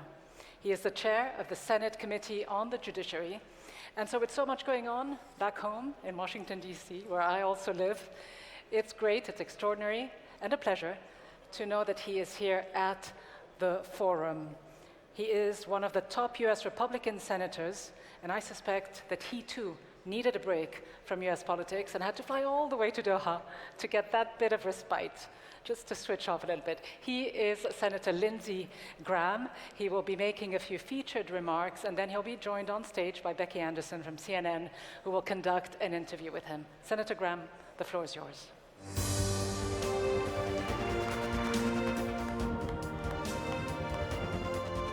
Well, thank you very much for the kind introduction. I was thinking, I think this is my 58th trip to the region since 9/11, specifically for Afghanistan and Iraq, where I'll be going later. And I usually came with Senator McCain, and I miss him greatly. I know many of you were friends of John McCain. And I just want to let you know that he's influenced me and many of you, and we'll do our best. But people ask me why I come to the Mideast so much. To get away from Washington.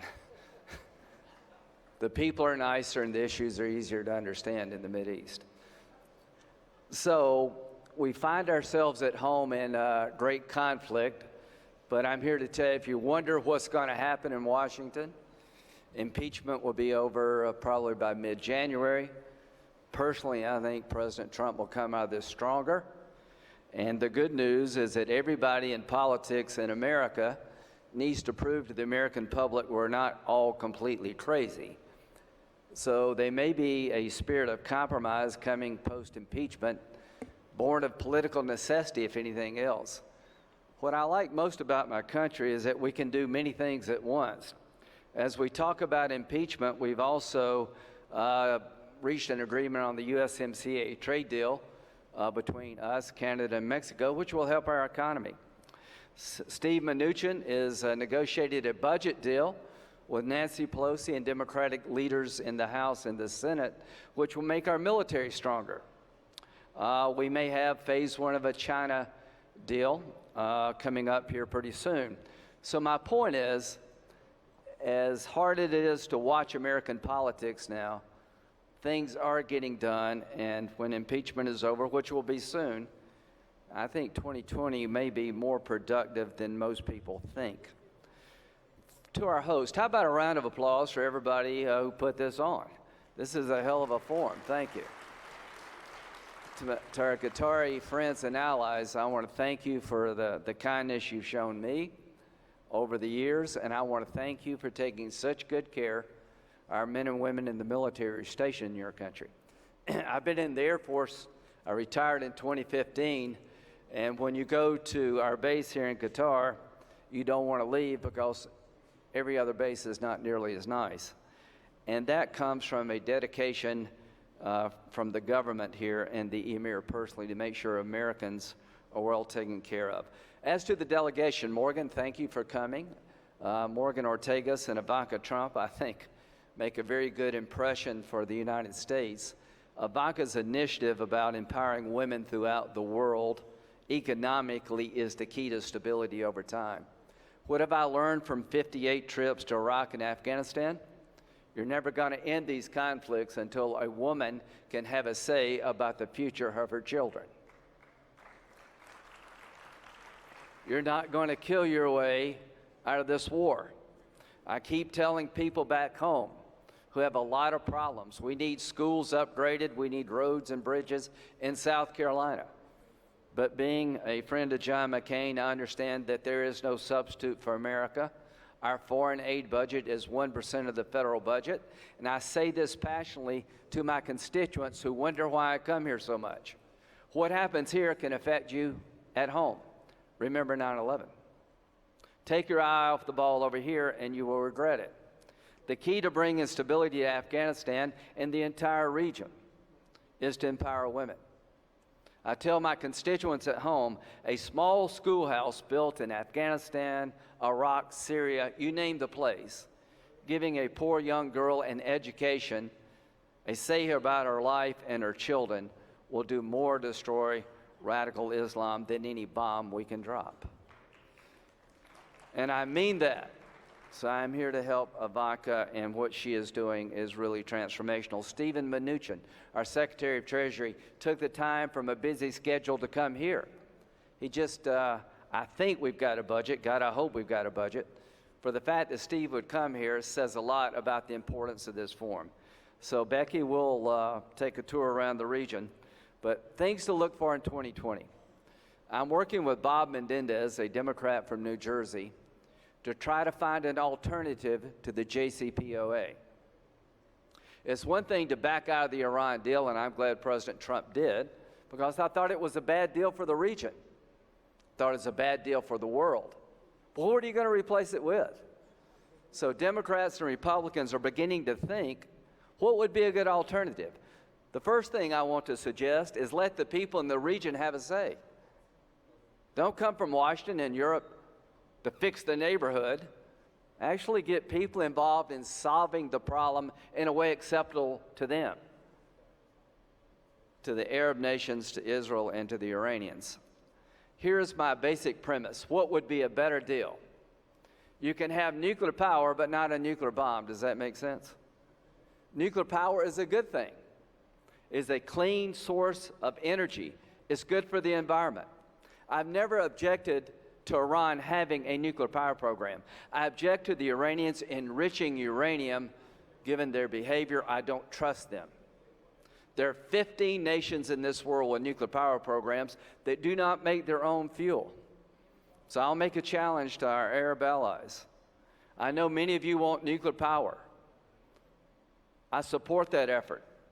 But I think a good alternative to the JCPOA would be a regional agreement where people can have nuclear power, but the fuel will be provided outside the region so that nobody can have a march to a bomb. One of the most well-known things in the region is Israel has nuclear capability. They won't admit it, but we all know it. Think about it.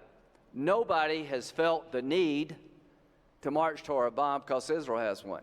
But if the Iranians get one, everybody's going to get one. Whatever you give the Iranians, our Arab friends are going to want the same thing. What if everybody could have nuclear power without the ability to make a nuclear bomb? We'll see exactly what Iran wants. Finally, my goal for 2020 is not only to find a substitute for the JCPOA, but to end the conflict between Saudi Arabia, Qatar, and our Gulf Arab allies. This needs to end. Foundationally, there's legitimacy to everybody's concerns, but the time has come to get this over with, to unite and focus on the way forward. So as I began, this is 58th trip I can remember. The reason I come back so much is because it matters. And I am fighting for a foreign policy that understands America cannot fix everyone's problem, but we're an indispensable player. I've got to know President Trump. It's been a great journey from being his opponent to being his ally. And people ask me what happened. I said, well, I got to know the president. I accepted my defeat. He likes that. I've come to know him. I like him. He likes him, and that gives us common ground. Thank you very much.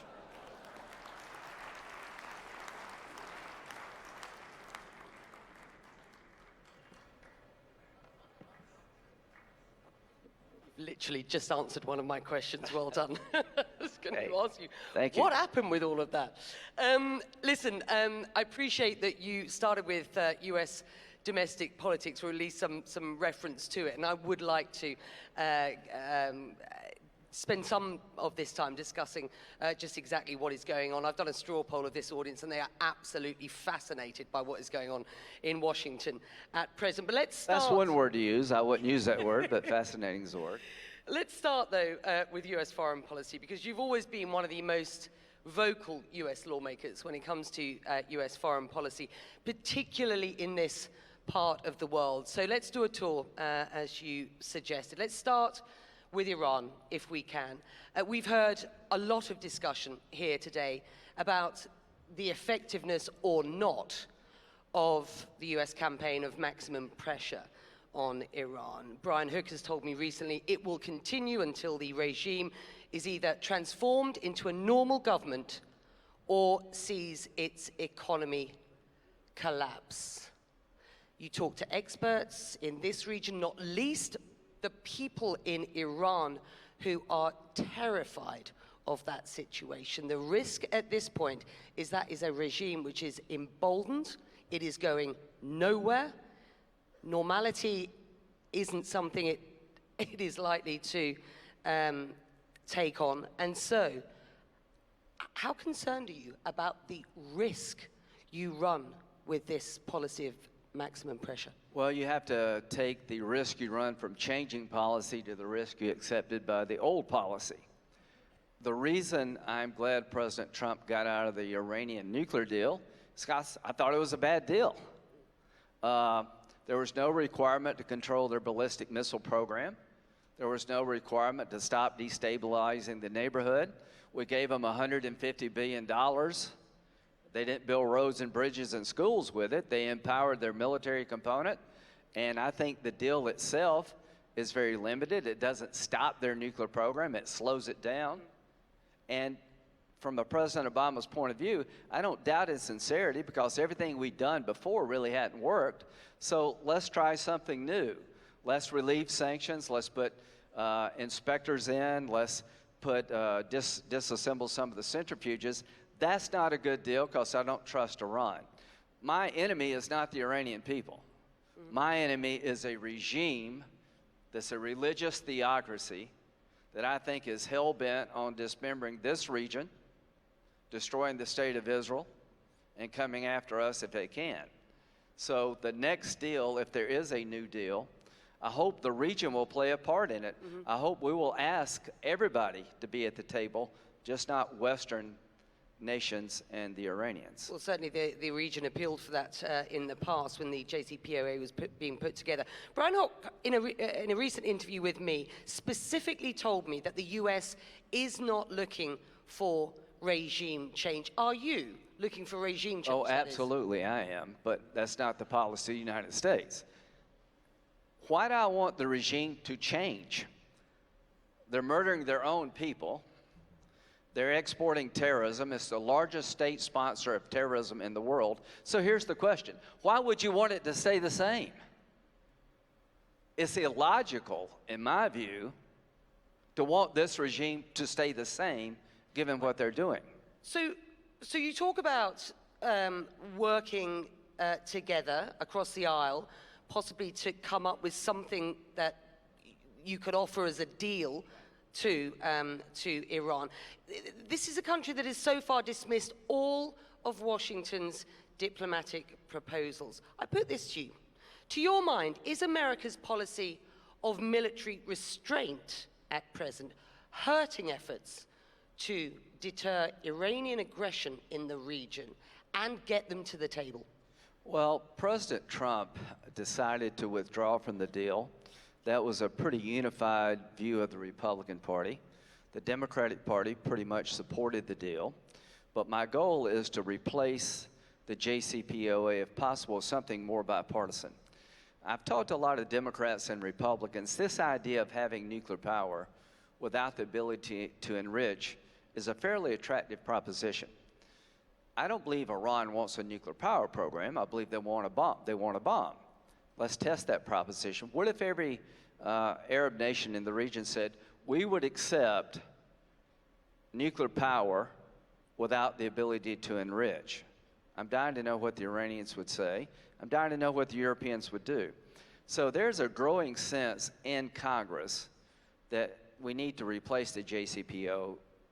As to President Trump, I think he's committed to the maximum pressure campaign. I think he would sit down and talk with the Iranians under the right circumstance. But rather than the President of the United States talking to the Iranians, maybe we should get the region talking to each other. Maybe the first thing to do is see if people in the region can begin to talk to Iran and see where that takes us. Well, you make a very good point. What do you understand to be the position of regional players, that of Qatar here on the one hand and the UAE and Saudi on the other, with regard to Iran? Are they aligned with Washington at this point, or is there a pivot away from policy? I think we know what we want to do with a maximum pressure campaign, but I don't think anybody knows how this ends. So what is the goal? So my goal is to replace a bad nuclear deal with a better deal, to include the ballistic missile program in the next deal, and hold them accountable when they export terrorism. So military restraint. When they shot the drone down, President Trump was ready to go for a limited military strike, and I talked to him, and he said the reason he pulled back is if you kill a couple of hundred Iranians, the Ayatollah is going to have to respond, and he didn't want to put him in that box because of a drone. Then they attacked the largest oil field in the world. Iran does attack our allies in Saudi Arabia, and we still haven't done anything. So I like the president a lot, but the one thing that I don't want him to misjudge is that what you call restraint may be seen as weakness. There's going to come a time when you can no longer restrain yourself, because I do not want the Ayatollah and his henchmen to believe that we're weak. You do have different views on the use of US power. You are more of an interventionist, the US president less inclined to use military force. Are you saying here now that you advocate a military conflict and that you are or will try and persuade him of such? I do not want a military conflict with Iran, with North Korea, with anybody else for that matter. But I want North Korea to abandon their nuclear program, come up with a win-win deal where we can help develop North Korea for the betterment of the people of North Korea, that they would give up their nuclear program with security guarantees, and there'd be a win-win for the region. As to Iran, I would like to replace the JCPOA with something that's more acceptable to the region, that deals with nuclear power differently than a nuclear bomb.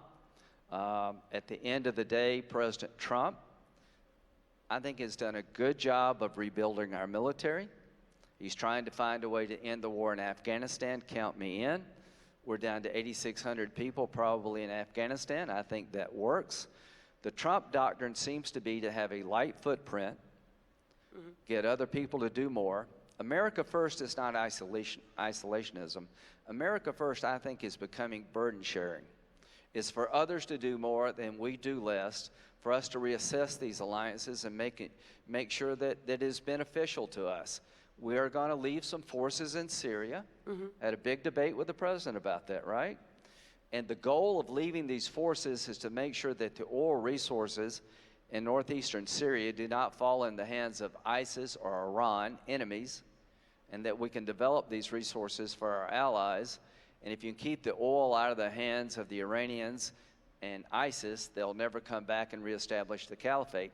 That's a different reason for being in Syria, but it makes sense to me. It's not to take oil, it's to guard an asset that would allow bad people to get stronger, and we'll develop this asset for allies, the people of Syria. Senator, I just want to remark that you just said the Trump doctrine seems to be military light or footprint light. That is an issue, I think, that this region has. What is U.S. foreign policy with regard to the Middle East at present? There is a real narrative out there that says that the U.S. is simply an unreliable partner these days.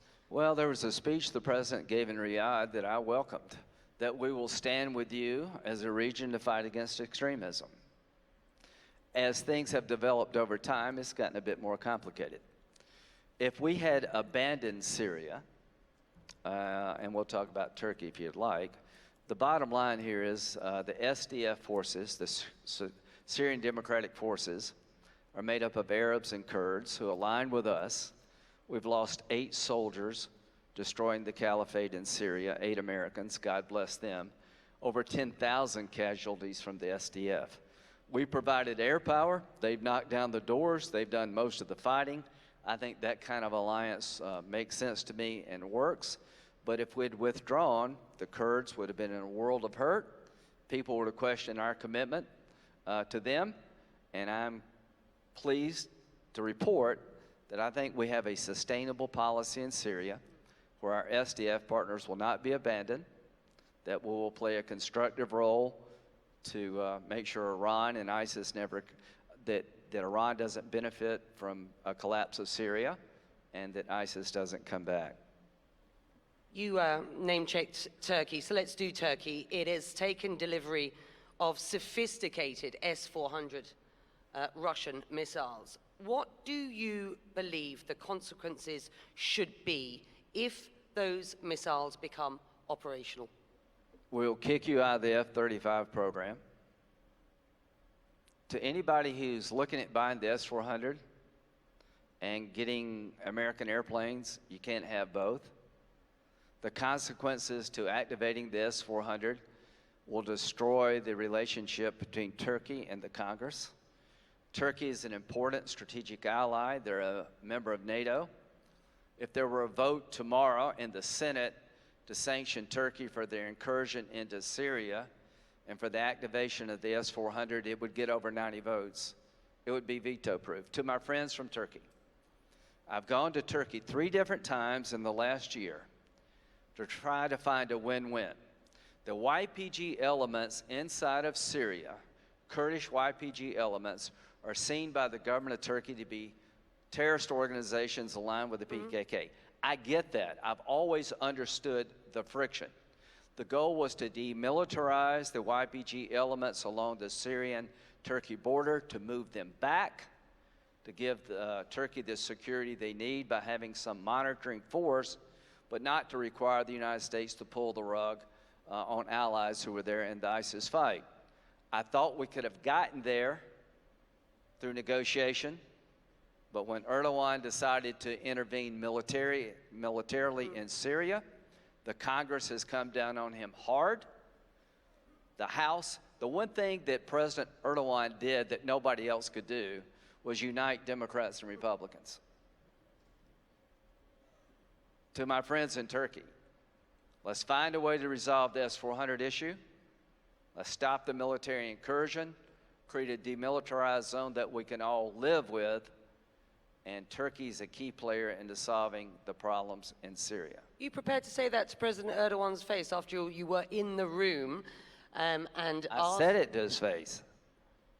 You said it to I was in the White House with him. I mean, I went there 3 times. He took me to a classical pianist recital. If you know me, that tells you how much I really want to make this work. I'm not that much into classical pianists. But the point is that I thought we were there, then we're not. He made a severe miscalculation. You were prepared to block the Armenian genocide legislation in order to get there, were you? Yeah, but that ship has sailed too. So if anybody hears from Turkey, let's fix it before it gets out of hand. Let's do Saudi, because this is important. The White House, once again, pushing to remove provisions cracking down on Saudi Arabia from the Defense Authorization Act. Are you comfortable with President Trump's refusal to criticize Saudi Arabia in any way? I think he did criticize initially. The President of the United States has a different job than I do. He's the commander-in-chief. I cannot tell you how many times I've been to Saudi Arabia with Senator McCain. MBS. About 2 or 3 years ago, he came to Washington, honoring the end of the first Gulf War. I introduced MBS. Senator McCain was very close. After Khashoggi, everything is different. You said at the time, and I quote, the Crown Prince should be dealt with. That was a year ago. A year on, do you still believe that? And if so, how? Saudi Arabia is a strategic ally. But what happened with Mr. Khashoggi shows a complete lack of respect for the U.S.-Saudi relationship. What happened there violates every norm of civilized society. And if it's ignored, we will live to regret it. So it's one of these situations you have to work through. I'm a member of Congress. Let me tell you where Congress is at with Saudi Arabia. To our friends in Saudi Arabia, your stock is about as low as I've ever seen it. And the only way it's ever going to change is for you to change. So I'm looking for change. Having said that, they're still an ally. Yeah, but by which you mean what? When I asked you again, a year ago you said the Crown Prince should be dealt with. What do you mean by that? We should sanction Saudi Arabia for the conduct that I think was sanctioned by the Crown Prince that happened on his watch. That it's not my job to pick who leads Saudi Arabia. It's my job to stand up for what we believe in America and what our values are. And the day that you separate your values from your foreign policy, you'll live to regret it. John McCain told me that. I believe that to this day. Having said that, I'm a practical guy. We're going to work through this, but we're going to deal with the Khashoggi incident until things change in Saudi Arabia. And let's jump right quickly to Syria. Everybody says be realistic about Assad. Do you want to be realistic about Assad? How does Syria move forward if he stays? If Assad stays in Syria with the blessing of the international community after slaughtering 400 to 500,000 of his own people, how do we repair Syria? How do you go to the families that have been murdered by Assad, the relatives, and say, forget about it? Every radical Islamic jihadist will come to Syria because Assad's a puppet of the Iranians. So I want to repair the damage done in Syria, but it gets back to the idea that if Assad stays, I think you never can. So my point here is, let's be real. If you want to fix Syria, you've got to tell the Syrian people they're going to have a new leader. If you want to fix Lebanon at this point, don't withhold Lebanon U.S. aid. What lay behind? Yeah, what lay behind the recent withholding of aid? I don't know, but I'm going to try to go back and get the aid going back to the military. The Lebanese military, with all their problems, is still a good bet for the United States. The people of Lebanon are very cultured, they're very educated, it is screwed up, and I hope they can repair the damage. But now is not the time, in my view, to withhold aid from the Lebanese military. We do want to change the environment on the ground. The bottom line is I think we made a strategic mistake by cutting off aid to the Lebanese military, and I'd like to get it flowing again. On the issue of Ukraine, was it appropriate to withhold military aid, sir? After the election of Mr. Zelensky, I mean, we live in interesting times. He's never ran for office before. He was a comedian, and now he's president. He's doing a pretty good job, by the way. So the idea of withholding aid until we knew more about the president of Ukraine, the newly elected president, made sense. But how did the aid get turned on? This story gets lost. On September the 10th, I informed the White House that I was going to vote with Dick Durbin's amendment to make sure that aid started flowing again past September the 30th to Ukraine. And I was going to bring 4 Republicans with me. The administration would have lost that vote. I think that's why the aid was restarted. Corruption in the Ukraine is a real problem. We give hundreds of millions of dollars. It's okay to ask questions, but I am glad the aid is flowing. Is it okay, ever okay, for an American president to ask a foreign leader to investigate a political rival? I think being a political rival is not you can't ever be asked questions. Now, Joe Biden is a dear friend. I've traveled all over the world with Joe Biden. He's running for president on the Democratic side. I think he'll do very well. The bottom line is his son was receiving $50,000 a month from a gas company run by the most corrupt guy in the Ukraine, and about 2 months after they raided the gas company's president's home, they fired the prosecutor. Yeah, I think it's okay to talk about this kind of stuff. I just wonder if Barack Obama had called a foreign leader and asked him to investigate, for example, John McCain or Mitt Romney, what you would have done. My sense is you'd have probably gone ballistic, wouldn't Well, if you? John McCain's son was getting $50,000 a month from a gas company, I don't think I'd said much about it. So here's the deal. 3 Democratic senators wrote a letter to the Ukrainian government that if you don't cooperate with Bob Mueller, it will jeopardize the relationship. So it's okay for a Democrat to tell the Ukrainian government, you got to work with Mueller, who's looking at Trump, but it's not okay for somebody to suggest that maybe you look at all things corruption in the Ukraine. I don't know where this goes, but I know impeachment will be over soon. I supported the Mueller investigation, by the way, for those who care about domestic politics. I didn't know what Trump had done with the Russians. What have I come to believe? There is no collusion between the Trump campaign and the Russians. If you're not colluding with your own government, why do you think you're colluding with the Russians? The president's not much of a colluder. So the bottom line here is that Mueller spent 2 years and $25 million looking at all things Trump and Russia, and now we're impeaching the President of the United States. Bipartisan people, no outside counsel involved. This thing will come to the Senate, and it will die quickly, and I will do everything I can to make it die quickly. I just wonder how quickly. Let's do a little bit on procedure. There's a debate ongoing about how a trial should be held in the Senate, including whether to have live witnesses. You don't support live witnesses. Why? I want this to end as quick as possible for the good of the Senate, for the good of the country. And I think the best thing for America to do is get this behind us. We know how it's going to end, so we can focus on the problems we talked about today. If you don't like President Trump, you can vote against him in less than a year. It's not like a politician is unaccountable if you don't impeach him. So I think impeachment is going to end quickly in the Senate.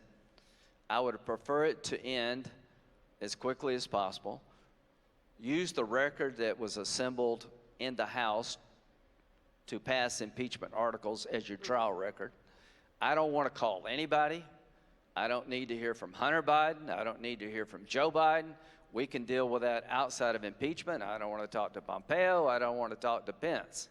I want to hear the House make their case based on the record they established in the House, and I want to vote. The Senate has a constitutional duty in holding this trial and comprehensively evaluating the case. Agree? No, it doesn't say that in the Constitution. It says that the Senate will dispose. I am trying to give a pretty clear signal. I have made up my mind. I'm not trying to pretend to be a fair juror here. I'm telling you right now, if Mueller had found something against Trump, I'd have been his loudest critic, and I told the president to his face. So what I see happening today is just a partisan nonsense. You have voiced strong opinions about this impeachment case, but you are, along with the rest of your Senate fellows, jurors. Is it appropriate to be voicing your opinion even before this gets to the Senate as a trial? Well, I must think so, because I'm doing it. So, this is a political exercise by politicians. When you look at the history of why you have impeachment in the Constitution, what I am saying is that I view this as a political exercise. I view this to be more about Nancy Pelosi's speakership than wrongdoing by President Trump, and I like Speaker Pelosi. I want to congratulate her for negotiating the USMCA trade deal as they impeached the president. I think that's quite a feat both for her and President Trump. So I see the whole process in the House dangerous to the presidency. Every other impeachment except this one was generated by outside counsel, people who are nonpartisan. This is being driven by people who are partisan politicians, no real ability to defend yourself. Most of it's hearsay, closed-door hearings, no right to confront the witnesses against you. I want to make sure that this process is soundly rejected in the Senate, because I think it's a danger to the presidency itself. Can I just underline what we've been talking about here? Whether or not the president is impeached and removed, you clearly don't think that's going to happen. Is it ever appropriate for a president to ask a foreign leader to get involved in a domestic You read the phone call, I'm okay with it. You ran against corruption. There's some people believe, and CNN and other groups have not lifted a finger to look. If Mike Pence's son had done this, I think you may have a little more looking by the media. Can you imagine if Mike Pence's son was on a board in the Ukraine, making $50,000 a month, not knowing anything about gas, and the prosecutor's fired if Mike Pence's son calls the State Department? You might want to know a little bit more about that. I love Joe Biden, but nobody's above scrutiny. We're not going to have a country where only Republicans are looked at. I would suggest that Donald Trump and his family have been scrutinized. So to my Democratic friends, it's okay, I guess, to look at everything Trump all the time. It never ends. Don't complain when it comes your way. Let me ask you two very brief questions. I'm going to combine them together because we have actually run out of time, but I know that the audience will be enjoying this. Do you think President Trump is misunderstood by foreign leaders? And what is something about President Trump that the world should know, sir? He's got a great sense of humor.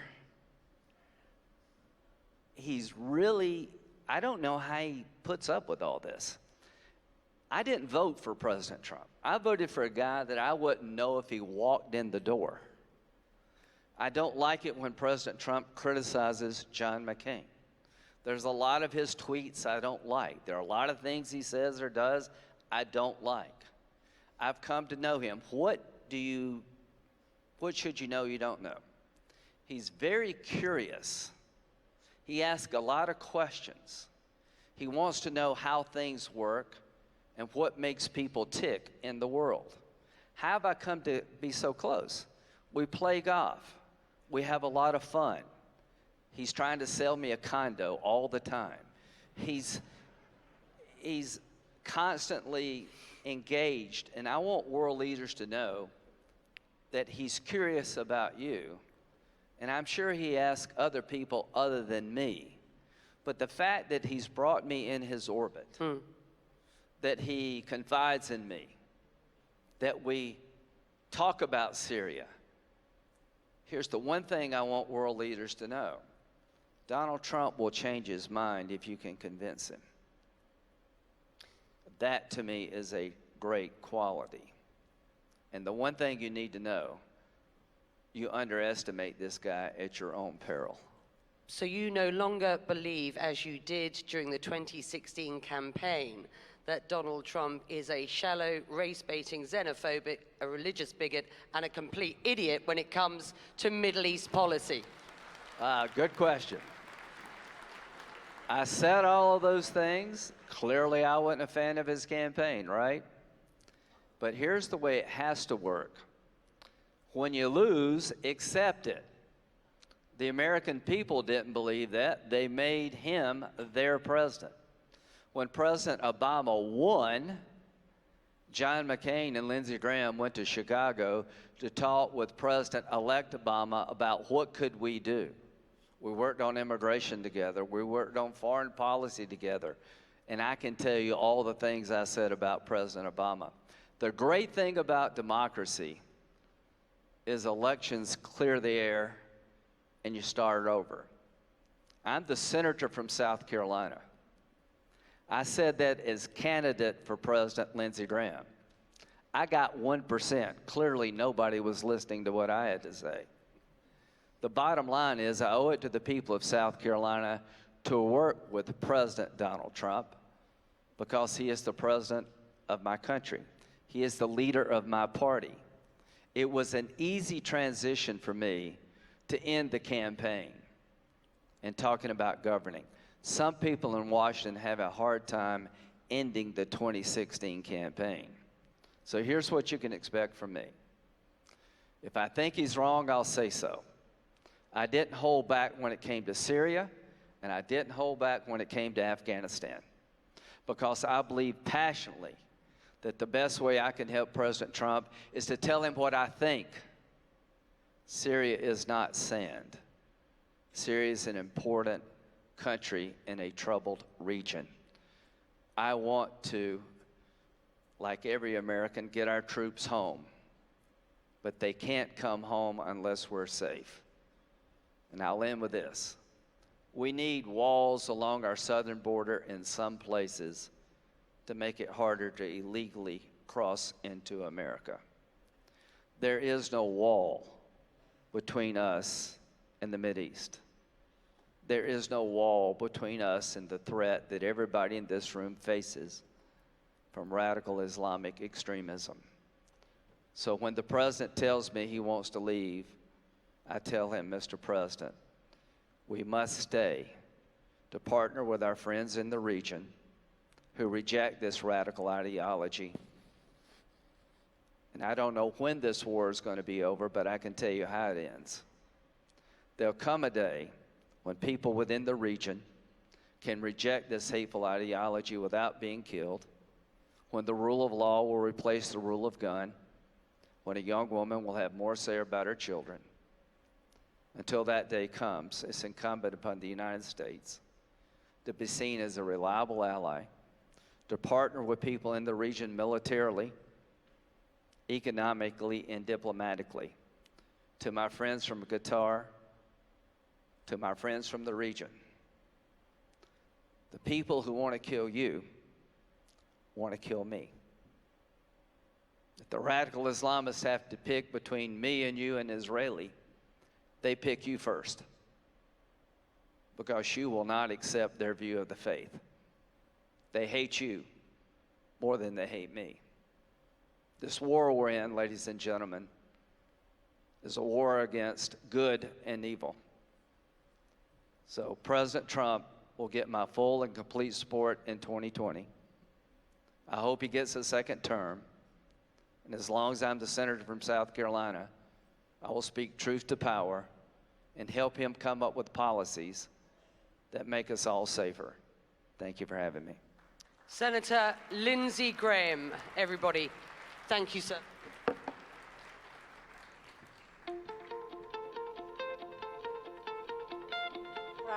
Senator Graham, thanks very much. Becky, thank you for this interview as well. As we expected, Senator Graham, not disappointing, talking about US politics, regional politics, walls, President Trump, and even making some predictions on impeachment. Senator Graham, taking a break from Washington, D.C., as he said, making his 58th trip to the region. Definitely a lot of frequent flyer miles, I suspect, but hopefully this trip has also been good for the soul and mental health. Senator Graham, thanks very much. For everyone here, thank you all for being part of day one of this forum. From me, Rida Fakhri, and the organizers, thanks for being here, and we'll see you again tomorrow morning at 8:30. Thank you.